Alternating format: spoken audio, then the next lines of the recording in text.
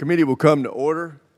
Today we begin our fiscal year 2026 posture hearings with U.S. Northern and Southern Commands.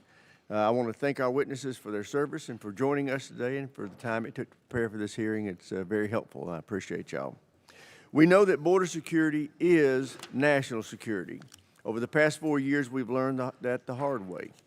President Biden's open border policies triggered historic levels of illegal immigration.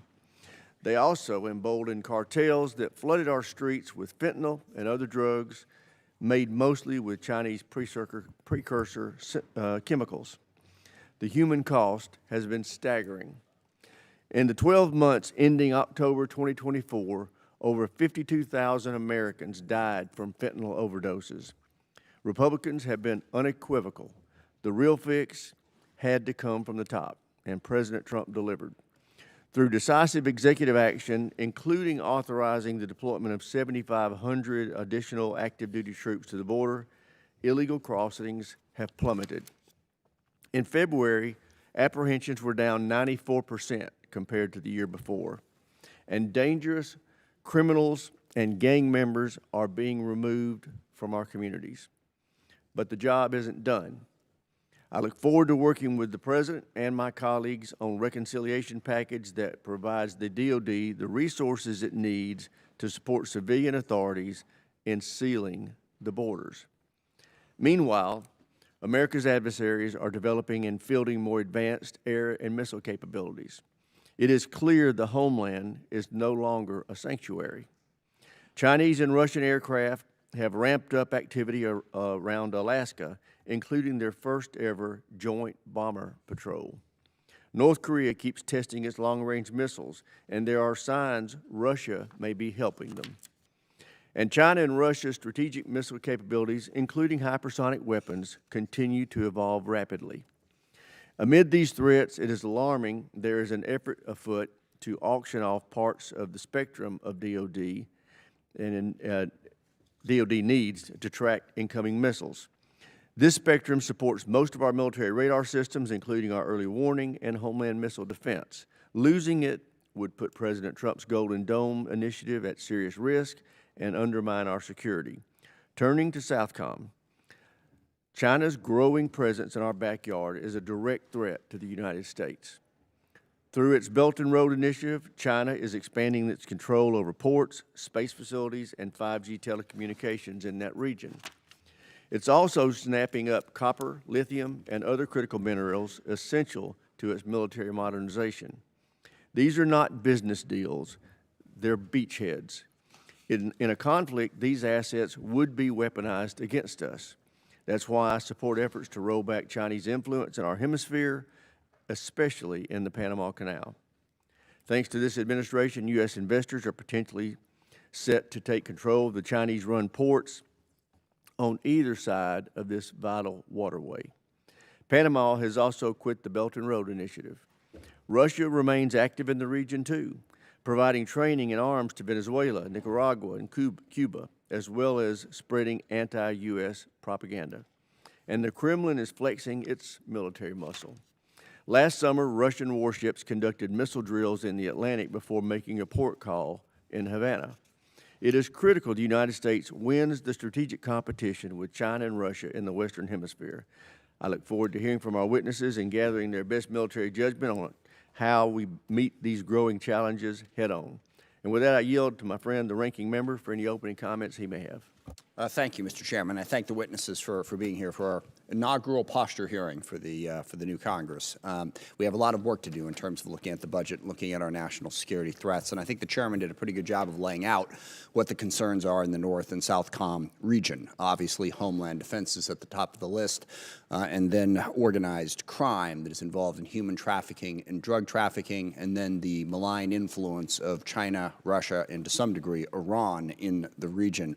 On the border security piece, yes, there is greater security on the border. That is a good thing. I want to hear from Northcom about what DOD's role is going to be in that going forward.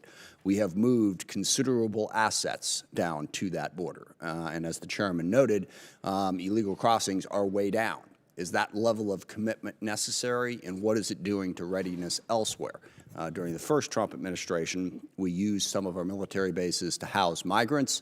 That undermined the readiness at those bases, the training that they were supposed to do. So how are we balancing that mission with this one, particularly in light of the reduced number of border crossings? Is this the best place to be spending our money? And then the real concern in all of this is partners and allies. As I said, I think the chairman laid out a really good set of priorities for what we need to do to protect the homeland and meet our needs in North and Southcom. But I'm really curious to see how people feel about partners and allies. The chairman mentioned Panama, for instance, as, moving out of the Belt and Road Initiative, and that's great. But if Panama thinks that the U.S. is going to use military force to retake the Panama Canal, I suspect Panama might recalculate who they need in terms of friends and partners. The tariffs that we are lobbying at Canada and Mexico. As all of you know, Canada plays a huge role in precisely that air defense that the chairman outlined. They are an integral partner. Without them, we could not have the situational awareness over our airspace that we have. If we continue to treat them as a hostile nation, if we continue to talk about annexing them, basically violating their sovereignty, what is Canada going to do? Are they going to maintain that partnership? In addition to that, the Department of Defense, a lot of the equipment that we need to build is done in partnership with Canada. We get a lot of parts for a lot of critical munitions and equipment that we make. We're actually going to drive the prices of that up. Now, nobody, apparently except for President Trump, knows exactly what he's going to announce tomorrow. But the tariffs that he has already announced, and crucially the tariffs that he has already threatened, are basically turning our partners against us. They are going to recalculate and figure out who their true friends and allies are. So I'd really like to hear from our witnesses, how are we going to navigate that? Can America really go it alone in the world? Can we really tell the rest of the world basically to go to hell? We only care about ourselves. We don't care about you at all. What are the consequences going to be for our national security if we take that incredibly selfish approach? And if we basically tell the rest of the world that we've decided that we are no longer the leader of the free world, we are no longer here to help protect ideas, we are in it for ourselves, period, full stop, and that is all we are going to do. I think the consequences of that are going to be devastating to the national security of this country. So I look forward to this conversation to figure out how we can better navigate all of those challenges. And I thank the chairman for the time. I yield back. Thank the ranking member. It's now time to introduce our witnesses. We have Mr. Rafael Leonardo, who is performing the duties of Assistant Secretary of Defense for Homeland Defense and Hemispheric Affairs. Mr. Leonardo is accompanied by the Honorable Robert Salesis. He is currently Deputy Director of Washington Headquarters Services, but also has been advising the Secretary on border security issues. General Greg Guyot is the Commander of United States Northern Command and Northern Aerospace Defense Command. And Admiral Alvin Halsey is the Commander of United States Southern Command. Welcome, and Mr. Leonardo, we'll recognize you first for 5 minutes.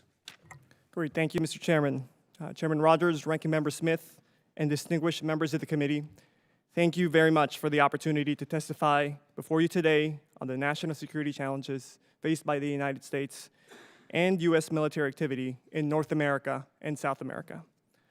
I'm honored to be here in the company of Admiral Halsey and General Guyot, with whom I've worked with very closely over the past 2 months to implement the President's agenda in the NORTHCOM and SOUTHCOM areas of responsibility.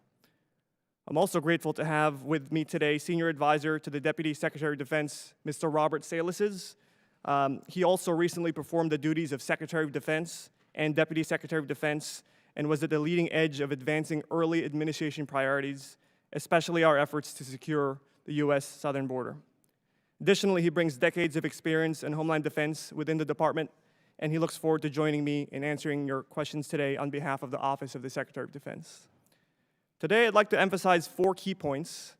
First, President Trump and Secretary Hegseth share your assessment, Mr. Chairman, that the homeland is no longer a sanctuary, and so our top priority is to defend the homeland. Second, we are surging DoD support and developing new capabilities to meet these challenges. Third, we continue to support our federal, state, and local partners, including through disaster response and our activities on the southern border. And fourth, closely tied to the defense of the homeland, is ensuring our interests are advanced throughout the Western Hemisphere. And to your point, Ranking Member Smith, that we do this alongside our allies and partners in the region. Both President Trump and Secretary Hegseth have been clear that protecting our homeland is priority number one. The United States faces a range of challenges that threaten our strategic stability, including vulnerability posed by our unsecured borders, China's unprecedented military buildup, and a range of other threats, including adversaries who seek to undermine our military advantage through asymmetric means. Adversaries should know that the DoD is redoubling its efforts on mission resilience, the ability to withstand, fight through, and recover quickly from disruption to achieve national strategic and operational objectives. In the interim National Defense Security Guidance Secretary Hegseth approved last month, defending the U.S. homeland was identified as the top priority of the department as we seek to seal our borders, repel forms of invasion, including illegal immigration and narcotics trafficking, and advance U.S. interests in the Western Hemisphere. The threat from drug cartels, criminal gangs, and illegal immigration are a national security threat. Transnational criminal organizations, including recently designated foreign terrorist organizations, cartels traffic humans and drugs, including fentanyl, resulting in tens of thousands of American deaths annually. On January 20th, the President declared a national emergency, proclaiming that America's sovereignty is under attack, our southern borders overrun, and we must defend our nation and its citizens. Since that time, the Department of Defense has been working to address these challenges and implement executive orders to seal our border, and we are proud to report a 97% decrease in illegal border crossings as a result of these efforts. To defend the American people, we're developing new capabilities. President Trump has ordered the creation of a next-generation missile shield called the Golden Dome for America. At the same time, we work to continue to detect and track and mitigate challenges posed by small unmanned aerial systems. To help meet this threat, the department will continue to conduct counter-small UAS operations, improve incident response mechanisms, and deliver new technological solutions to rapidly evolving threat. And we know that the Congress is also very interested in this subject, and we look forward to partnering with you to address this challenge. We're also working to bolster capability in the Arctic, where China, despite being 900 miles from the Arctic Circle, has made increasing attempts to bolster its influence in the region. While limited in its ability to project military power in the Arctic, China seeks to bolster its operational expertise and has invested in scientific research with likely civil military applications. In conclusion, from the Arctic to the Antarctic, in all domains, homeland defense and the Western Hemisphere are intertwined. The department stands ready to ensure that our homeland is fully defended. DoD is committed to achieving peace through strength. Our actions, both at home and abroad, demonstrate our resolve to defend the American homeland, protect our interests, and deter aggression. We appreciate the committee's continued support for these critical missions. Chairman Rogers, Ranking Member Smith, and distinguished members of the committee, thank you for your support and leadership and for the opportunity to testify before you today. I would also like to express my appreciation for your continued commitment and support to the men and women of the Department of Defense. Thank you. Thank you, Mr. Leonardo. Mr. Salasas, you're recognized. Chairman, I'm going to pass to General Guillot and Admiral Halsey in the interest of time. Thank you, Chairman Rogers, Ranking Member Smith, and distinguished members of the committee. It's my honor to command the men and women of North American Aerospace Defense Command and United States Northern Command. I'm also pleased to appear alongside my Southcom shipmate, Admiral Bull Halsey, as well as Mr. Bob Salasas and Mr. Raf Leonardo from OSD. I'd like to highlight 3 trends of particular concern for NORAD and NORTHCOM with direct implications on homeland defense. First is the growing cooperation between China, Russia, North Korea, and Iran to challenge the United States. While their cooperation does not approach the level of complete integration demonstrated by the United States and Canada, the transfer of weapons, military technology, and basing access is cause for significant concern. The associated risks to North America have also grown. The number of Russian bomber incursions into the U.S. and Canadian air defense identification zones has returned to levels not seen before the Russian invasion of Ukraine, while the Russian Navy surface and subsurface vessels conducted out-of-area deployments off both U.S. coasts, including in the vicinity of Alaska. Second, evolving technologies demand that NORAD and NORTHCOM rapidly adjust our defensive posture. Small, uncrewed aircraft systems, or UAS, pose a growing threat to safety and security. Likewise, as competitors continue to target U.S. networks and critical infrastructure in cyberspace, a whole-of-government effort is increasingly necessary to mitigate potential harm. Finally, non-state actors continue to target our homeland. Transnational criminal cartels based in Mexico threaten U.S. territorial integrity and the safety of our citizens. And radical Islamic terrorist groups have rejuvenated attack planning and anti-American propaganda intended to inspire lone wolf attacks like the deadly New Year's Day attacks in New Orleans. With that strategic backdrop, Homeland Defense remains our command's essential task, and in mindset and action, nobody waits on NORAD and NORTHCOM.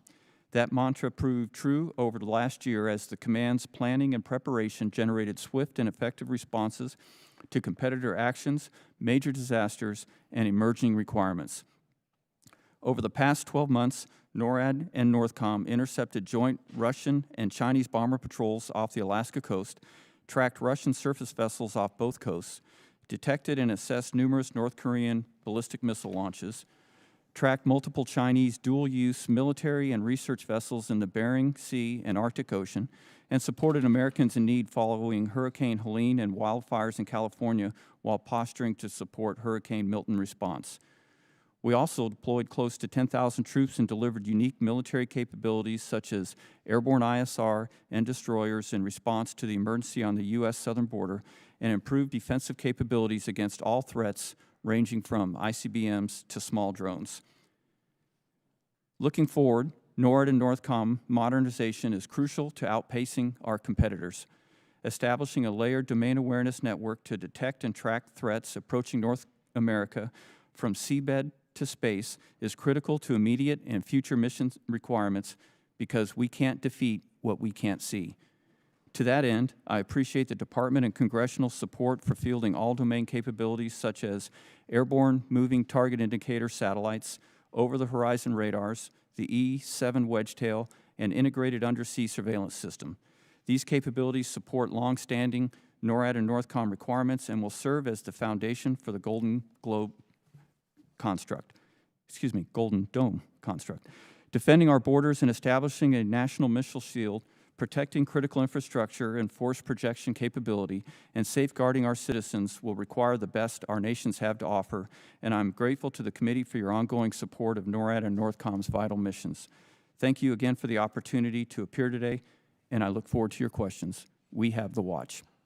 Thank you, General. Admiral Halsey, you're recognized.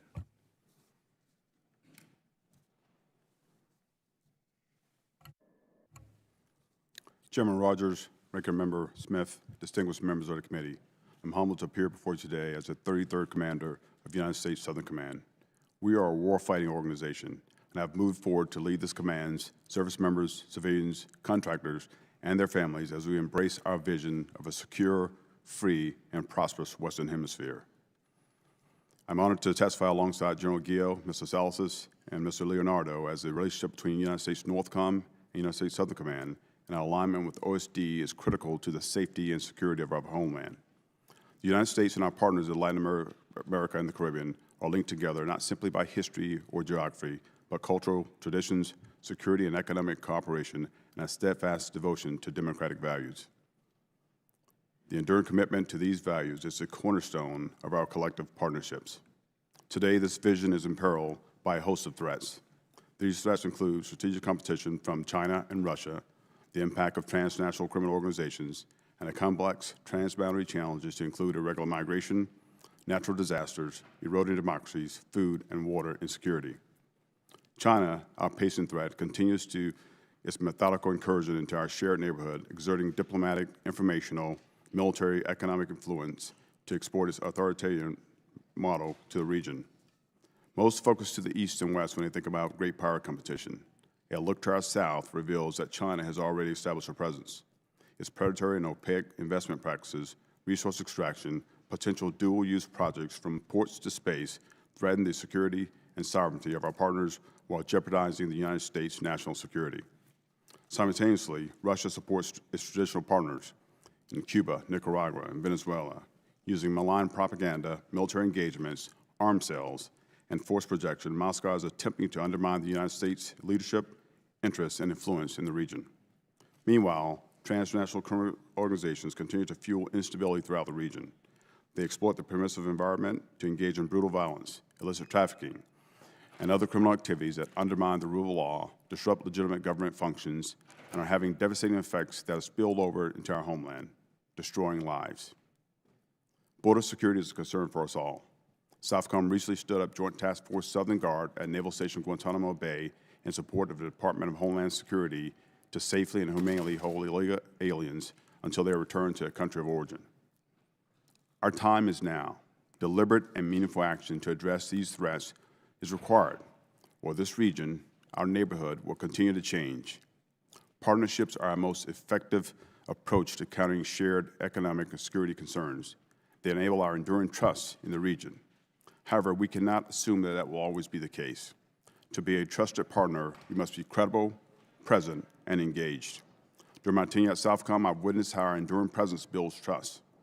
As a result, our partners prefer to work with us over China, Russia, and other nations to overcome their most pressing challenges.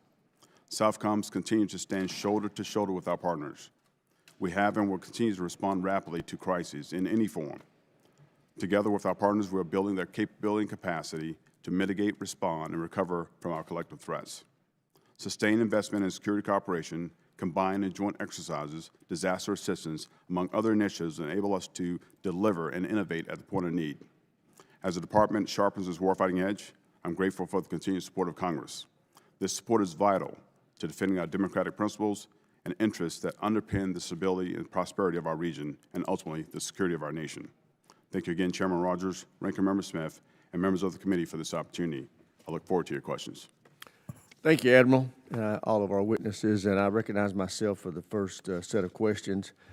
General Guillo, how have the cartels in Mexico responded to our shutting down our borders? Chairman, there's two primary ways that we've seen them respond. First is they're trying to find new ways to get their products, whether that's drugs or people, across the border because of the SEAL efforts that have gone on over the last 2 months. And that's also forced them to have more cartel and cartel violence, as the limited ability to get across the border has forced cartels to incur onto other cartels' territory to try to get across. And so we're seeing an increase in that violence as well. Admiral Halsey, how would you say that the cartels in Central and South America have responded to our closure of our borders? What behaviors have changed, if any? I think the first thing we're noticing, Chairman, is the throughput or lack of throughput through Darien region right now. We can take a look at the cartels and the smuggling, human trafficking. We know that it's down. We know that Panama has worked very closely with us on that. With regard to the cocaine piece itself, we continue to see a record pace of cocaine. The price of cocaine has dropped. So the cartels are trying to find ways to get after that. But we have been very deliberate with JAD of South, which is a gold standard for interdiction. And they have been able to stop record pace at this point over 190 metric tons. We're on a record pace to exceed what we did last year. So I think we're responding to it, but more resources will definitely help. Great. And I would ask this question of both General Guillo and Admiral Halsey in a yes or no answer. Is the current DOD acquisition system getting you what you need when you need it? General Guillo? No, Chairman. Admiral Halsey? No, Chairman. And General Guillo, you heard me make reference to the auction, the potential auction of DOD spectrum. I'm concerned this would jeopardize President Trump's Golden Dome initiative's ability to track incoming missiles. Do you have that concern as well? Chairman, I have that strong concern. Almost all the systems that we use for Homeland Defense rely on that part of the spectrum that's being considered to be either sold or shared. Great, thank you. Mr. Leonardo, how long will it take to provide steady state southern border security, and what is your estimate of how long and how much it would cost to execute that? Yes, Mr. Chairman, thank you for that question. We've been at this mission for about 2 months, so we're still continually assessing how long it might take from a steady state perspective, but that is definitely the goal, is to get it to steady state in return. As you know, the Department of Homeland Security is the lead federal agency, and we're in support, so we'll continue working with them to assess what their ongoing need is. I will say, as far as costs go, we did speak with our OSD comptroller counterparts this morning, and so far the cost is $376 million. So we expect that continued state of spending to take place. You know, I took a Codell down to Gitmo recently, and right after that, the limited number of people that were there were removed, apparently back to their original country, and I understand that it's very low volumes now. Do you anticipate there being a steady flow of removals from the continental United States to Gitmo, or is that going to continue to be sporadic? So all of the folks who are sent to Guantanamo Bay are selected by the Department of Homeland Security and are on final orders, supposedly to head to their ultimate destination. So we're continuing to work with the Department of Homeland Security to determine who should be sent there, and we're in support of their determinations, sir. So you don't really know if there's going to be a steady stream or if it's going to continue to be sporadic? We're just continuing to test that, Chairman. I don't know if you have anything to add, Mr. Salas, on that. Chairman, if I could, obviously ICE has an incredibly important job here in the United States. As you know, ICE is a very small organization with big responsibilities. Currently, they have housing for about 45,000 high-threat illegal aliens.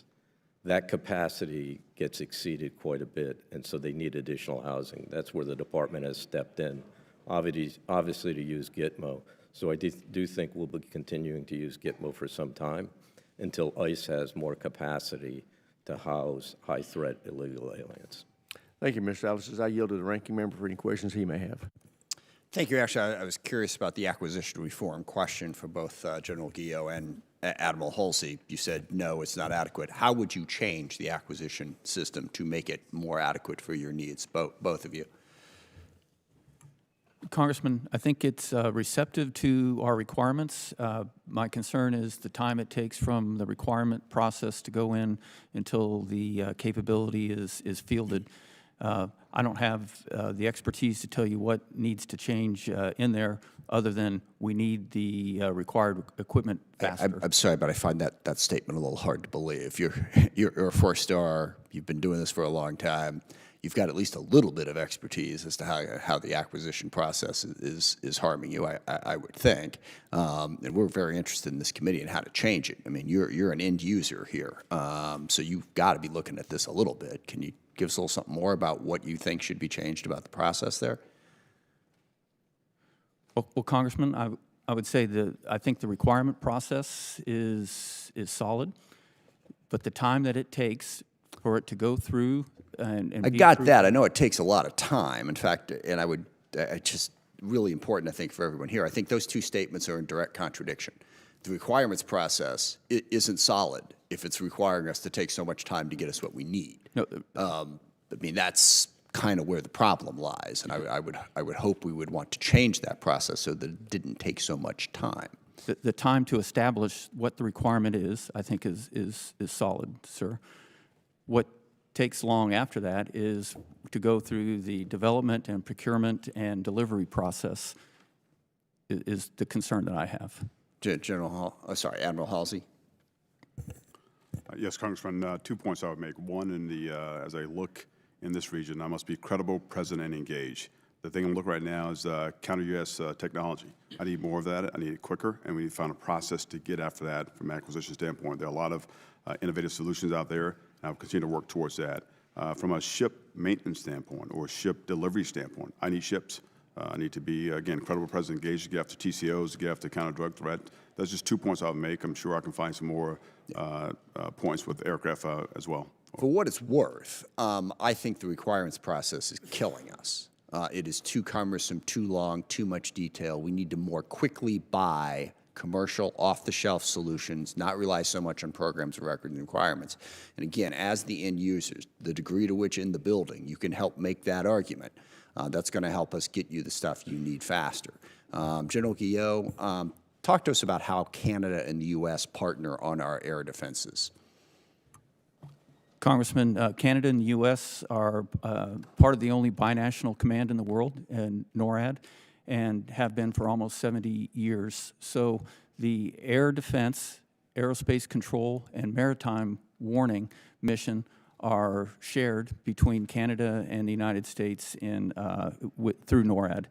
And so we're integrated at all levels in that mission. And if Canada were to drop out of that, how would that change our mission in terms of being able to protect our airspace? Well, sir, the primary way it would be is the northern approaches would be severely under-resourced, and we would lose a significant amount of domain awareness and response in the northern approaches, which is the fastest and the easiest approach for adversaries to take to North America. And Mr. Leonardo, on the border costs, you said it's $375 million to date, as like the last 2 months. How many DoD personnel are committed to the border at this point? I believe the figure is approximately 6,600 active duty soldiers, but I would yield to General Guillot, who may have the more General. accurate details. Sir, it's approximately 6,700 on the Title X forces are on the border, and then up to 10,000 have been ordered, and the remainder are in process of moving down to the border. Right. And do you have do they have a specific time period at this point? How long we're going to have 10,000 people at the border? Sir, I'm glad to answer that. As you know, Ranking Member Smith, the department has supported the border for several decades. Oh, I understand that. No, Right. So as far as how long we're going to be there now, I suspect for an extended period. Sure. Based on the results that we've achieved in just 60 days, to shut down the border the way we have and to support our partners at DHS and CBP and ICE, it's an incredible effort by the Department of Defense working with DHS and CBP and ICE. But when these 10,000 were sent down, though, they weren't sent down there for a 3-month deployment or a 6-month deployment. They're just sent down there, and then we'll just see how long they stay. There's no particular time frame. Well, the executive order tells us to seal the border, and that's what the department will do. But I want to clarify the number, too. That also includes the numbers at Gitmo, the number of military forces supporting Southcom, too, sir. I'm over time, so I have to yield back. Yield back, Mr. Chairman. Thank you. Gentleman from South Carolina, Mr. Wilson, is recognized. Thank you, Mr. Chairman, and thank each of you for coming here today. I'm very concerned about the renewed actions of the axis of evil that have taken to challenge the United States and Europe and Asia, but also in our backyard, here in the Western Hemisphere, threatening the security and independence of our allies throughout the hemisphere. With that in mind, we know that, sadly, that we're in a war we did not choose, of dictators with rule of gun invading democracies with rule of law. It began February 24, 2022, when war criminal Putin invaded Ukraine, and then on October 7, 2023, the puppets of Iran invaded Israel. With that in mind, the Chinese Communist Party continues to challenge the United States economically and diplomatically within the Western Hemisphere, and war criminal Putin continues to push aggressive disinformation and propaganda while continuing mass murder in Ukraine. And war criminal Putin is clearly and obsessed trying to resurrect the failed Soviet Union, oppressing the people of Russia itself, Transnistria, of Moldova, Belarus, while invading Ukraine and the Republic of Georgia and threatening Estonia and the partitioning, again, of Poland.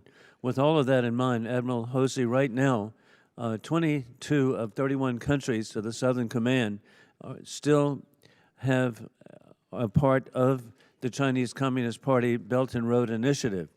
It's really reassuring and so positive that Panama has announced they're leaving the Belt and Road Initiative, and we so appreciate our allies and the people of Panama, just great people that understand the threat.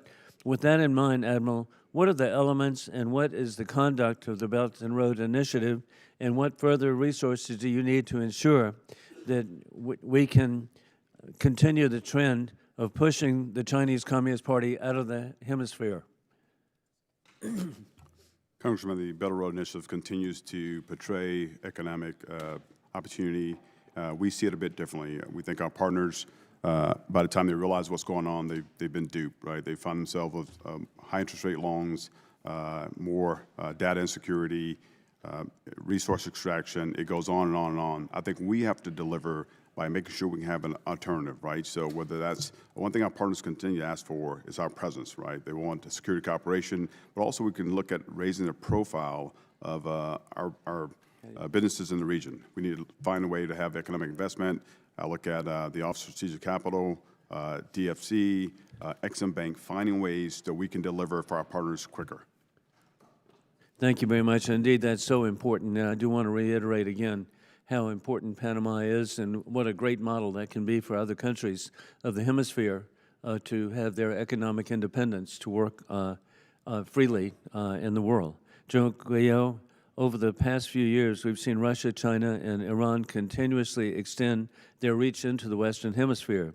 We've seen the Iranian Navy send warships into the Southern Hemisphere along with the Chinese Communist Party and war criminal Putin continuing to increase military cooperation in the Western Hemisphere, with Russian ships docking in Havana, maintaining the communist Cuban dictatorship. And we, again, can see that his resurrection of the failed Soviet Union includes sustaining the very few murderous allies they have in the world, sadly beginning here in our hemisphere with Cuba. Is the increasing reach and cooperation between our adversaries a growing concern for the Northern Command and our Aerospace Defense Command? Congressman, it is one of our primary concerns, and that is the increased cooperation between China, Russia, Iran, and North Korea, not only in exchanging weapons and technology, but also in access from which to operate. As I mentioned, the number of incursions into our air defense identification zones over the past year has reached a level that exceeds what it was before the invasion. And if you take the year since the invasion combined, that number of incursions is less than what we had last year, and I expect that trend to continue, and it's a big concern to NORAD and NORTHCOM. And I'm really grateful that President Trump is addressing the issue of the Iran capability of developing a nuclear weapon. Indeed, with their ICBM capability, what we're talking about is an existential threat to our ally Israel, but also to the United States. And so the regime in Tehran should not be allowed to have a nuclear capability. I yield back.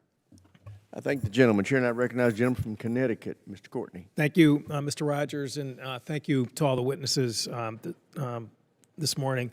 General Guillo, at NORTHCOM posture hearings in recent years, you and your predecessors have described the increasing frequency of Russian submarine patrols that have transited the Atlantic in the vicinity of the homeland.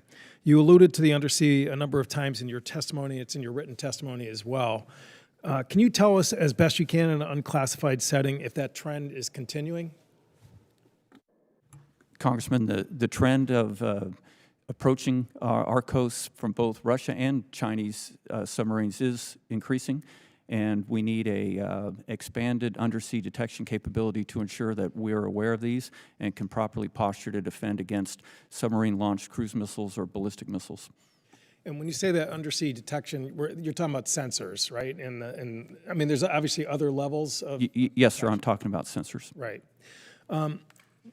Anti-submarine warfare, to follow up Mr. Smith's question, is a team sport with our allies. It starts in Europe in terms of Russian patrols, where, again, UK, France participate with the U.S., and then as it proceeds further west, Canada is also part of that team sport. Isn't that correct?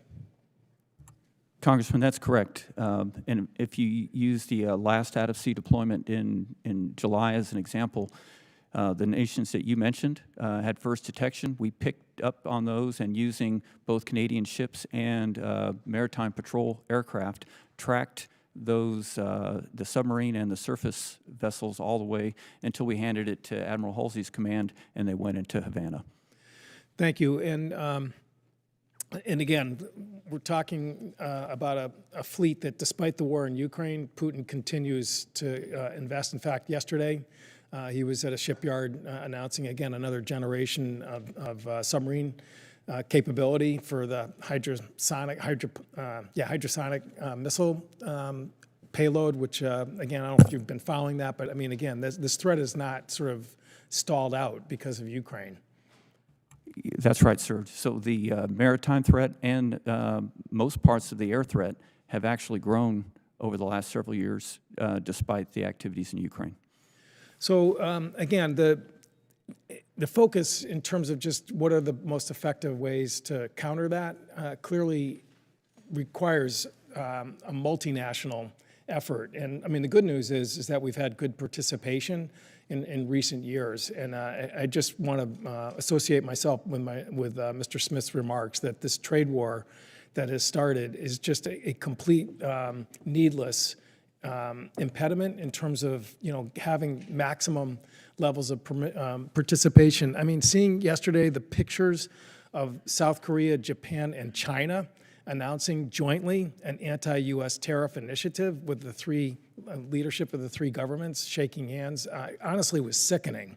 And again, we've really got to do more as a Congress, as a co-equal branch of government, to try and rein in what I think is just a really negative dynamic that's being put into place. And we're all going to find out tomorrow the extent of the next level of these tariffs, but it's impossible for, I think, anyone to argue reasonably that it's not impacting the ability of us to interact with our allies when their governments are being put under such strain and pressure with these policies that are again, seem to be cascading out every single day.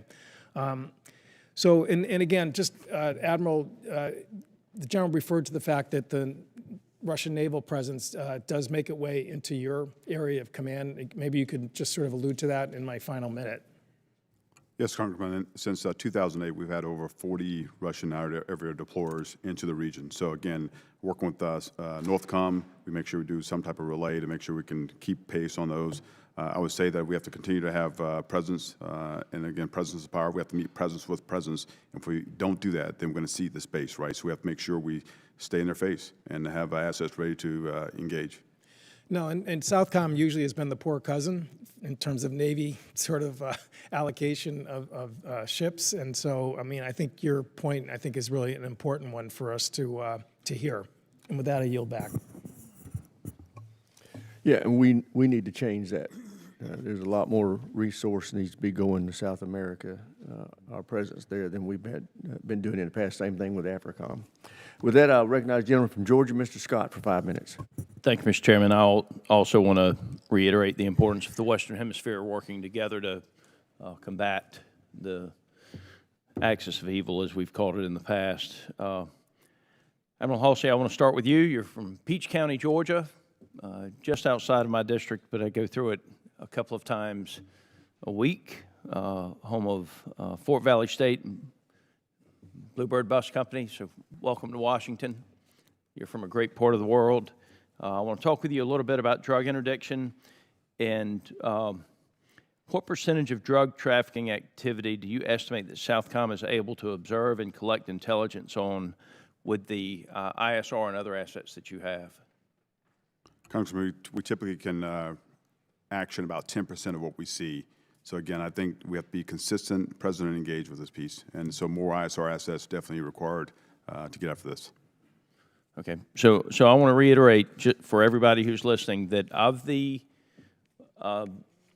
drug trafficking that we see, that we have actionable intelligence on, we only have the assets to stop about 10% of it, even when we have actionable intel. And that's correct, sir. What additional assets and authorities do you need to move that from 10% to 25%?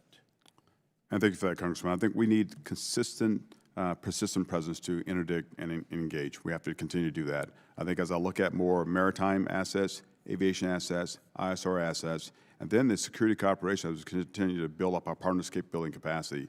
Over 80% of our interdictions last year, our partners actually help us that, and that's based off our security cooperation. But definitely at this point, more aviation assets, more maritime assets to stop the flow. And we also have something called a ship special mission, which actually takes our partners out with interceptors to get after the fight. Right now, we're on a record pace, but I know I can do a lot more with a lot more assets. Okay. So we talked about the assets. Do you have all of the authorities that you need to sink the Pangas?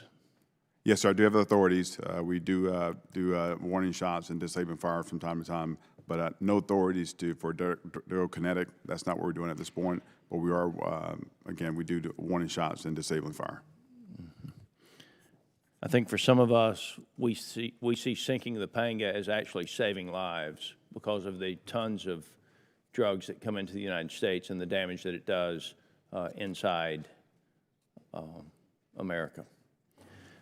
With that, I'm going to shift over to you, General Guyot. You've got General Tom Cardin working with you, one of the finest people I've ever met, National Guard, Georgia National Guard, and he speaks highly of you, so that's kind of all I need to know about you. When we talk about threats to the homeland, no one understands the whole picture of our supply chain vulnerabilities against the PRC with respect to IT, software, and hardware with our critical infrastructure. But we do know that we're vulnerable. What advice do you have for us, or recommendations do you have for us to ensure the defense and security of our nation's infrastructure against the PRC's non-kinetic threat? Congressman, first, thanks for pointing out the outstanding service of Lieutenant General Tom Cardin. He is a phenomenal deputy commander and leader, as you mentioned, and we're very fortunate to have him in our command. Regarding defense critical infrastructure, I feel that I look at it in two different ways. One is the cyber threat, and then the other is the physical threat. For the cyber threat, I'm very encouraged by the relationship that Northern Command has with Cyber Command and CISA to address not only the DoD networks, but the critical infrastructure and the defense industrial base to ensure that they're protected from hundreds and thousands of attempted cyber attacks that happen each day. People ask often if the homeland is under attack or what would it take for the homeland to be under attack. We are under attack every day in the cyber domain, as you pointed out. The physical threat... I'm down to about 20 seconds, but I just want to reiterate what you've said. We're under attack every day, predominantly from China and China's proxies in our infrastructure systems, both in our defense systems and in our civilian systems that we depend on. In the cyber domain, yes, sir. Yes, sir. Absolutely. Thank you very much, Mr. Chairman. My time's expired. Chair now recognizes the gentleman from California, Mr. Carbajal. Thank you, Mr. Chairman. We can clearly see that the Belt and Road Initiative in South America has been a goal for China that continues to come to fruition. I would say they have been successful as some of these countries have withdrawn the recognition of Taiwan. Both China and Russia negotiate with the governments of South America to build up military and commercial interest in those countries. Let's compare that to our own foreign aid, which has been decimated over the last few months, significantly weakening our soft power and allowing China and Russia, in turn, to further solidify their influence. Admiral Halsey, what is COCOM doing to combat the growing Chinese and Russian influence in South America? And does our diminishing soft power make it more challenging to accomplish this? Congressman, thanks for that question. At Southcom, we continue to use the security cooperation support that we have. Basically, I look at the Joint Exercise Program. That's a great way to bring our partners together, build interoperability, trust, capability. We continue to do that. We have several projects ongoing now with our security cooperation, again, building cyber operations centers. So we'll continue to go that route. With regard specifically to the lack of some of the soft power, I have to use the tools that I have. So I think about the Lamont exercise, which is ongoing right now. We've already done over 4,000 encounters with across the Caribbean doing medical procedures and surgeries, over 300 surgeries. I look at the Continuing Promise, what's going to happen this summer, another soft power initiative where we're going to have the USNS Comfort to go out to over 8 nations and treat thousands of people. I try to continue to build the resilience that we have. And last thing I was mentioning that we have the Trade Winds exercise, which is going to start next month in Trinidad and Tobago to do humanitarian assistance, disaster relief type response. So we're building capability and resiliency of our partners to help them be ready, and we'll stand shoulder to shoulder with them. So, Admiral, if you could just answer the question, yes or no, does diminishing soft power make it more challenging to accomplish your mission? Yeah, definitely. We always need soft power, right? So that's part of my job as well to work that. So yes. Thank you. Admiral Halsey, can you discuss how the Special Forces Tactical Surveillance, Reconnaissance, and Tracking Program has assisted you in carrying out missions in your AOR? And do you think this is a program we should continue to make investments in? Yes, in the past, it provides information and from an intel standpoint to help us out. So yes, it is a program that I'm in support of. Thank you. General Gio, there are over 6,500 troops deployed to the southern border, helping with detention activities. 6,500 troops seem like a lot and an excessive number to me. I can't imagine there is enough work to go around since they can't assist directly with law enforcement activities. Can you speak to what exactly your military members are doing in the southern border? Congressman, yes. First, I'd like to point out they are not doing any detention activities. So the 6,500 are all performing roles in support of Customs and Border Protection or providing unique military capabilities such as airborne ISR and the surveillance of the destroyers off of each coast. About 90% of what the active forces are doing down there is in what we call detection and monitoring, where they're using advanced systems to monitor the border and detect anybody that's trying to illegally cross. And as you pointed out, once they see that, they vector in the Border Patrol or a proper law enforcement agency to actually make the apprehensions. Thank you. I know all these service members are following their orders and will continue to do so. But when do you think these troops will be able to return to their families, and in the case of the Guard, their primary jobs? Congressman, as Mr. Salas has said previously, I think it'll be probably measured in years, not in months. The initial results of sealing the border have been fantastic if you look at the stats, but we need to make sure that, one, that's lasting and it goes through all of the cycles of illegal migration that we see. Seasonal impact is significant on this.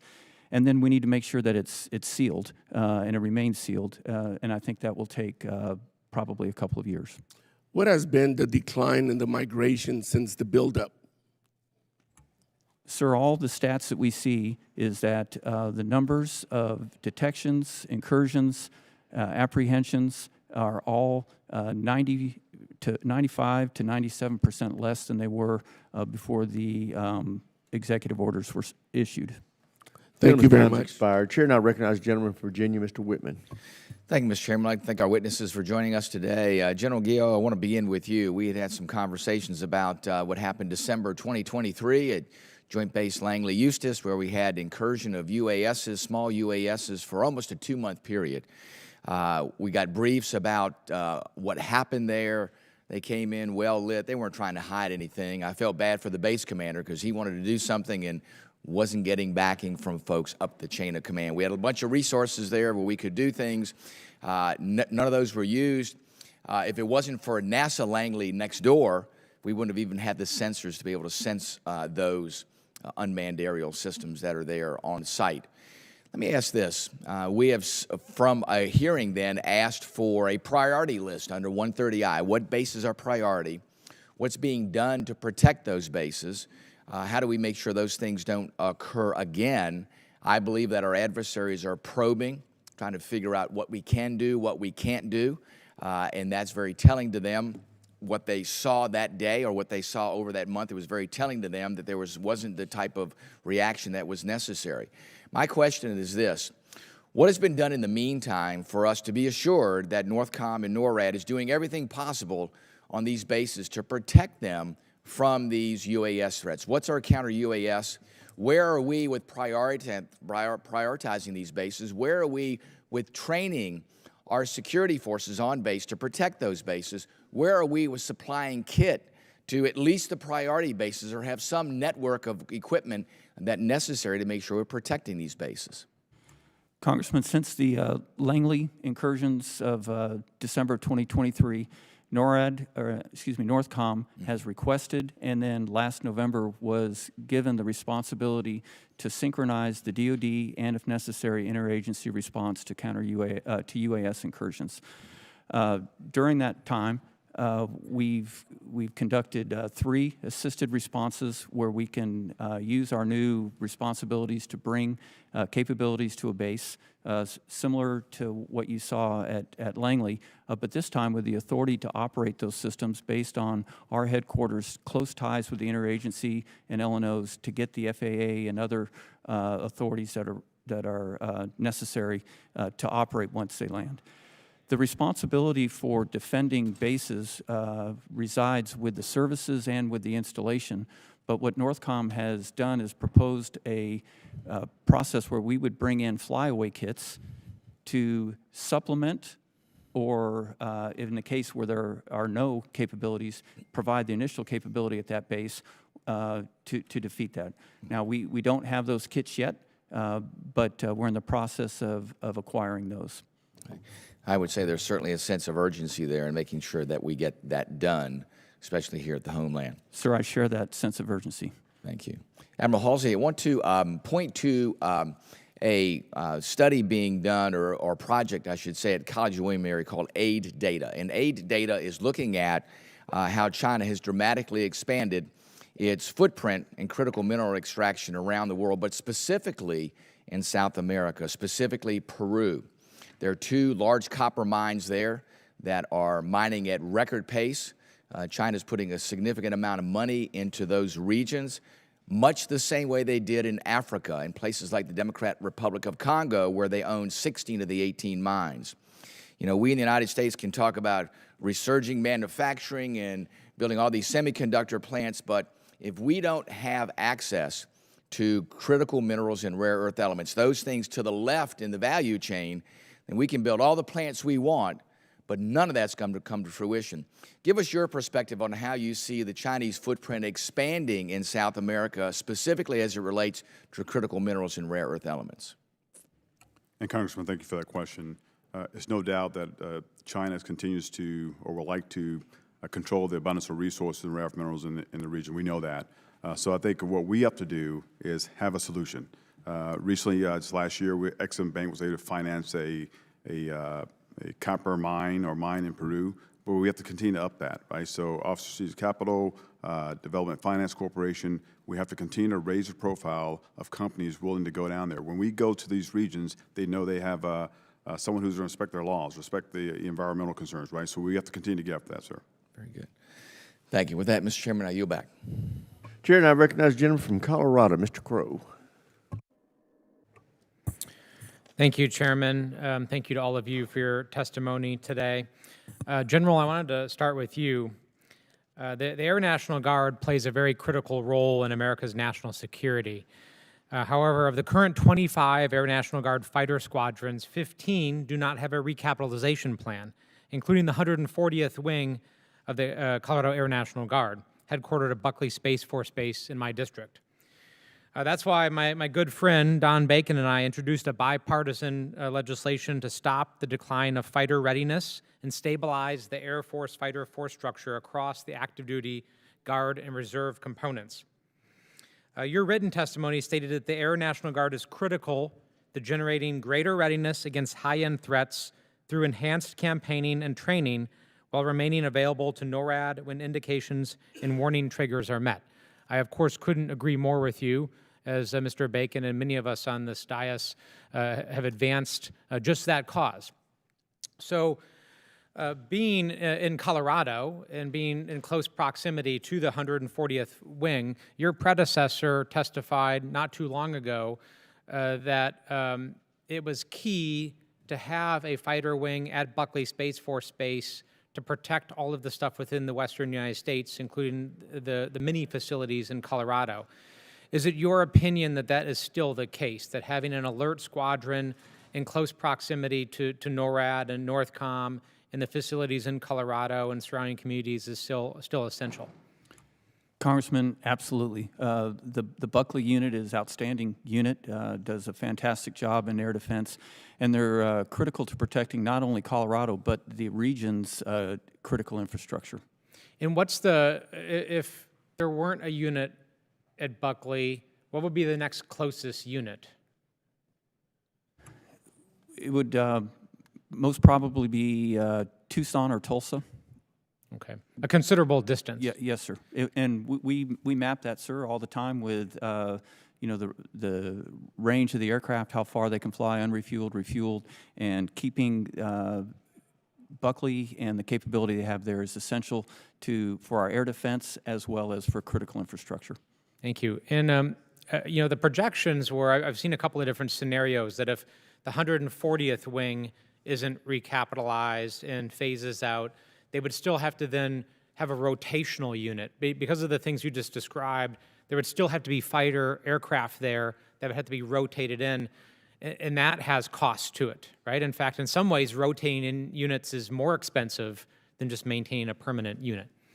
Yes, sir. The location is critical, and as you said, if the Buckley Guard unit weren't there, we would have to rotate a unit in, and you lose a lot of efficiencies and effectiveness when you rotate versus having permanently based. So it sounds like your professional military opinion is that it's essential to have a unit at Buckley to protect the homeland and the western region. Yes, sir. That is correct. Okay. Thank you, General. Admiral, to you, can you explain to me the current security situation in Colombia? I've been watching Petro administration with a lot of interest over the last couple of years. It appears to be degrading pretty rapidly. I would just love your thoughts on the situation in Colombia. Thank you, Congressman. I think it's a very challenging problem set. We'll share with you that I think from a mil-to-mil relationship, we're very tied and very tight. I can tell you right now, they're in a fight today. When it comes to the counter-TCOs, ELN, FARC, we continue to support them with our current authorities. But I think that it becomes more tenuous every day, but they are in the fight. They're committed to working with us, one of our strongest partners in the region.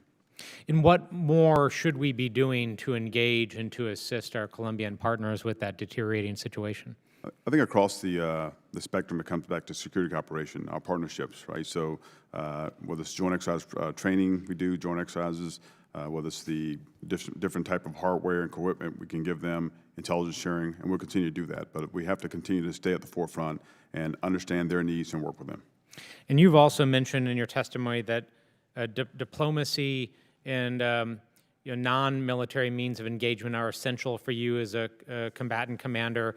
Does that remain true, and is that an essential tool for you that we continue to invest in humanitarian and diplomatic efforts in the Southern Hemisphere? So I think it's a whole of government approach, right? So I think we have to work across the whole of government. I think from a Department of State, having our diplomats in place, and then working with us, right? So again, I have a very small footprint as far as forces, so every engagement, every handshake, every look in the eye matters, so we have to be very committed and continue to do that. Gentleman's time's expired. Chair, and I recognize the gentleman from Mississippi, Mr. Kelly.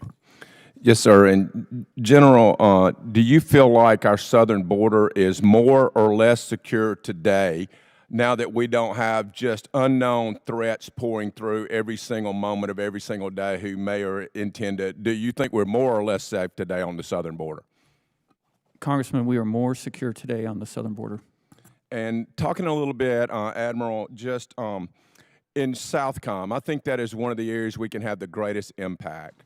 So what are we doing state partnership program-wise? What are we doing? Back when I was a young lieutenant, they used to send engineer units to build roads, basically combat trails for us, but roads. They would build soccer fields, do infrastructure, help with schools. What are we doing in South America now with our Guard and Reserve units where they get a cool overseas training ribbon and we get to actually impact a country's view of the United States? What are your intent to use some of those things? So, Congressman, that's one of my biggest levers I have in the region is right after security cooperation, I always talk about state partnership programs. We currently have 24 states partnering with 30 countries in the region, so it's a very powerful lever. They do everything from subject matter expert exchanges, cyber, aviation ops. They're all in on us, and I can't do without them. Yeah, and going back to those projects, though, we used to send engineer units and other type of units routinely to South America, which, again, gave them engagements and gave them familiar, but also gave support, soft support to, are you looking at reiterating that thing that we did in the 90s and 2000s? So that's ongoing, sir. That, as well as the U.S. Army Corps of Engineers, we're totally engaged in the region with the assets that we have. Yes, sir. And then back to you, General.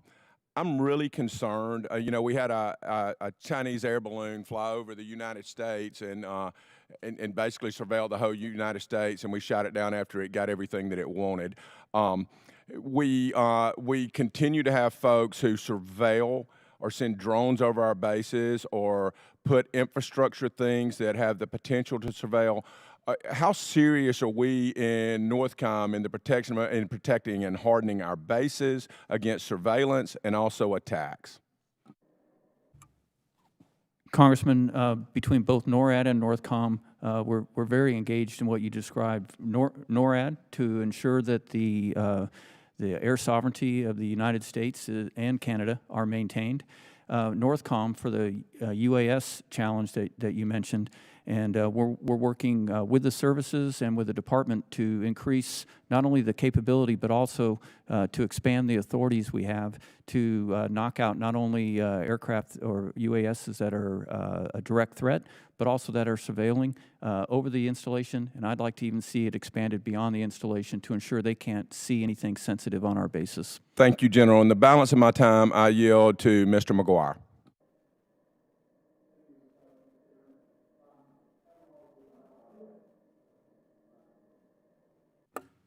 The new guy. All right. Admiral Halsey, U.S.-sanctioned Iranian warships have been spotted in your AO over the last few years. Last May, an Iranian warship reportedly equipped with long-range missiles crossed into the southern hemisphere. How troubled are you by this increased Iranian Navy presence in or near your AO? I'm always concerned, right? So again, we must be credible, present, and engaged. I can't be more clear about that. So when it comes to resources and assets to meet presence with presence, we must do that. Again, this will be for Admiral Halsey and Mr. Leonardo. Under the Belt and Road Initiative, China has established itself as a dominant player in telecommunication infrastructure throughout Latin America. How could China use their command of Latin American telecommunications and infrastructure to threaten America's network? Thank you for that question, Congressman. As you know, the President is the first of many to finally place a high emphasis on the Western Hemisphere, given how closely connected it is to the defense of the homeland. And with his increased focus, just specifically on Panama, for example, working with those partners over there, they've successfully withdrawn from the Belt and Road Initiative, knowing that that influence in that region, particularly with the Panama Canal, would be extremely detrimental to American interests. So I think the administration is very proud of that increased emphasis on that and making sure that we encourage our partners in the region to withdraw. Admiral? So we're laser focused on the possible Chinese incursion from the standpoint of cyber, right? So when you put Chinese technology on your critical infrastructure, whether it's 5G or safe city, smart city technology, our job is to try to illuminate and make sure our partners understand what they're dealing with, and then try to find an option, right? So again, some of our partners work very closely with us. We do cyber exchanges all the time. Every exercise we do has some cyber component to it to try to make sure we can help our partners. Gentleman's time's expired. Chair, and I recognize General Lee from California, Ms. Jacobs. Thank you, Mr. Chairman. General Guillot, I'd like to follow up on some of the questions that my colleague asked. You specifically said that DOD will not be doing any detention of migrants at the southern border, but we've seen recent reporting indicate that the administration intends to use active duty military personnel to hold migrants at the border. So could you talk about what exact activities constitute holding migrants if troops are explicitly not detaining them? Congresswoman, I said that we are not currently doing any detention, and I have no orders to conduct any detention. Okay, and are military personnel currently or will they at any point be responsible for physically transporting migrants from one location to another or facilitating their transfer into DHS custody? Northern Command Title 10 forces at this point are not allowed to transport any migrants, illegal aliens, or other. Okay, great. And will military personnel be operating checkpoints, conducting crowd or traffic control, or performing any surveillance of migrants or border area residents? Well, to the first two, the answer is no. Can you repeat the last part, please, ma'am, on surveillance? Sure. So they will not be conducting checkpoints, conducting crowd or traffic control. Will they perform any surveillance of migrants or border area residents? Well, we do detection and monitoring, which includes surveillance of the border and the region near the border to ensure that no illegal crossings are either underway or about to happen. If we detect those, we notify the Border Patrol and they take any action necessary. But the action is not taken by the Title 10 forces. Okay, thank you. And so then do troops have access to DHS surveillance tools, databases, or intelligence systems that collect or store information about U.S. citizens or lawful border residents? No, we are very careful to ensure that we follow all intel oversight requirements, and we regularly inspect to ensure that all of the Title 10 forces that are in support of the Border Patrol follow those rules. Excellent. And then when your military personnel come in contact with a migrant, they are not eligible to detain them. But what happens if Border Patrol personnel are not immediately available? What are the processes? Congressman, what they do is they continue to surveil them using the sensors and the systems that they have so they can give updated locations to the Border Patrol agents. But as you mentioned, they will not stop or impede the illegal migrants. That's only a law enforcement action. Okay, excellent. And as you know, General Guillot, the law is quite clear on this, right? The Posse Comitatus Act explicitly states that it shall not be lawful to employ any part of the Army of the United States as a posse comitatus or otherwise for the purpose of executing the laws, except in such cases and under such circumstances as such employment of said force may be expressly authorized by the Constitution or by an act of Congress, and no money appropriated by this act shall be used to pay any of the expenses incurred in the employment of any troops in violation of this section. General, can you explicitly assure this committee today that NORTHCOM's activities at the border fully comply with this law and that under your command, our military personnel will not be put into positions that compromise the foundational principle separating civilian law enforcement from military authority? Congresswoman, I can assure you that we are very familiar with that law and we follow it to every detail. Excellent. And what specific training and guidance have service members received regarding these legal constraints? When the units are identified to come down to support the NORTHCOM mission, they go through an extensive period of training both at their home station and then once they arrive on the border during what we call the RSO&I process, which can take several days to a couple weeks to ensure that they have all the required training to include the standards on the use of force and the Posse Comitatus. Great. Since January 20th, have there been any revisions or contemplated changes to the rules of engagement or rules for use of force for military personnel deployed at the southern border? The only one that I've proposed is a change to the rule of force, which would allow us to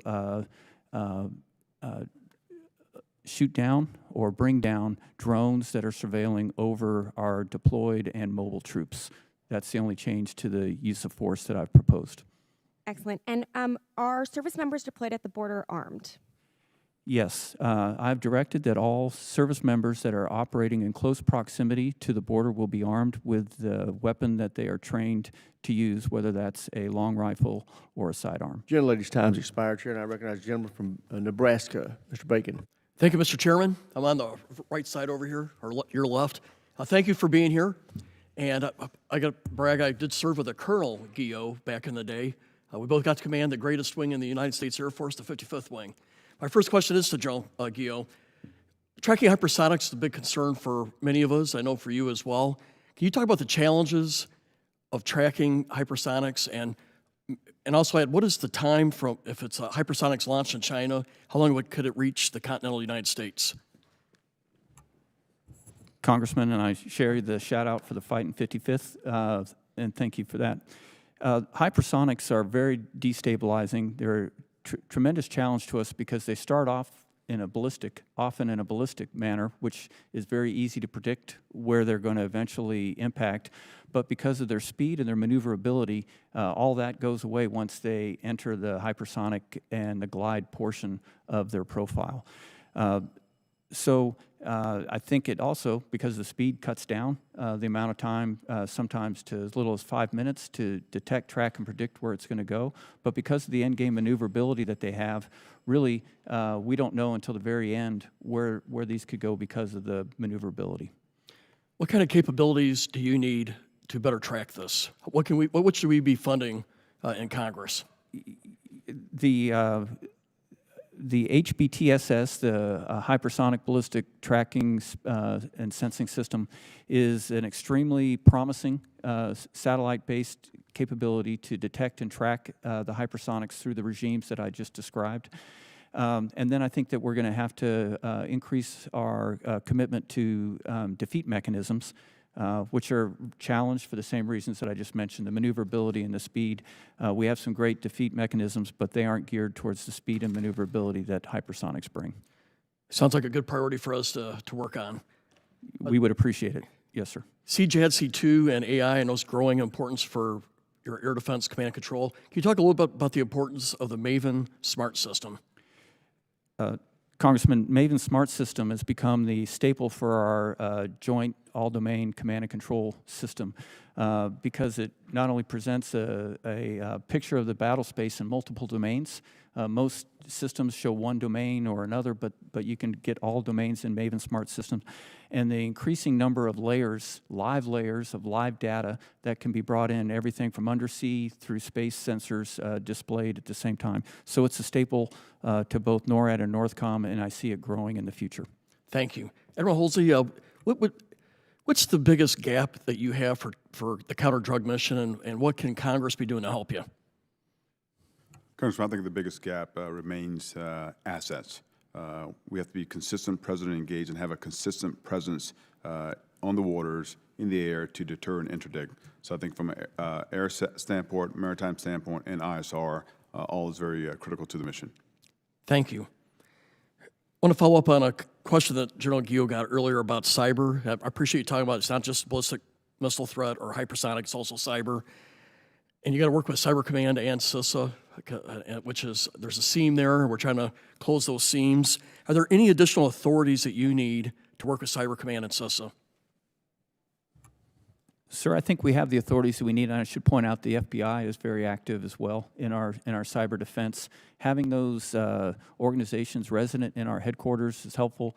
Frequent talks with General Hawk, sometimes weekly, on the threat. And every time I ask him if he can take action, he has had the authorities necessary to do that on our behalf. So I don't have any authority requests at this time for the cyber domain. One last question with my final minute. You know, I've worked in NATO. I've worked with the Canadians. I've worked with the Danes. And I'm concerned about some of the comments that these are our allies. And so as a traditional Republican, I hate to see the friction with our allies. Are you seeing any of those frictions at all at NORAD or NORTHCOM? Congressman, as you know, in NORAD, we have several hundred Canadians that work side by side with us, as well as at the installations. At the military-to-military relationship level, we have zero problems or concerns. Everybody's focused on defending our continent, and I'm real proud of the effort that they're putting into it. Thank you. Good to hear. Mr. Chairman, I yield back. Jim yields back. Chair, and I recognize the gentlelady from Hawaii, Mr. Kuda. Thank you, Mr. Chair. You know, when we visited Guantanamo Bay, we were told that there were service members there from every branch minus Space Force. The question I have is, where are they being reassigned from, and are we compromising our readiness and posture in other areas where they're now being detoured and reassigned to Gitmo? And what kind of military commitment, both people and cost, would be required if, in fact, we reach the president's thresholds of housing 30,000 migrants there? Clearly, there's a lot of additional costs, but even just the living facilities for 30,000 troops, right now you have service members in tents at Guantanamo Bay. What would be the cost and personal impact, and will this impact our readiness posture elsewhere from where they're being reassigned? Congresswoman, from the standpoint of where the troops are coming from, as a force user, if you will, we put our RFF in request for forces, and the forces come to us. We ask for specific requirements and problem sets, so they actually send the forces to us from all over the nation. So again, really over to the services to show the impact of the readiness of their command. From my command itself, the folks who are working for me that down there, from the readiness reporting tool, they are not showing any degradation in training or readiness at this time. Okay, so you're telling me that we really don't know if it's impacting any kind of readiness or posture in any other theater. We don't know where they're coming from. We have to ask every branch specifically. Yes, Congresswoman. Okay. How about the cost?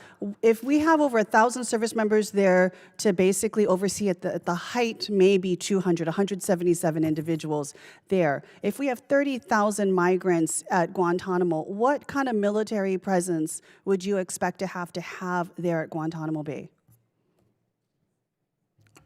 So, Congresswoman, the Southcom always postures and plans for a migrant operation. We've done that in the past.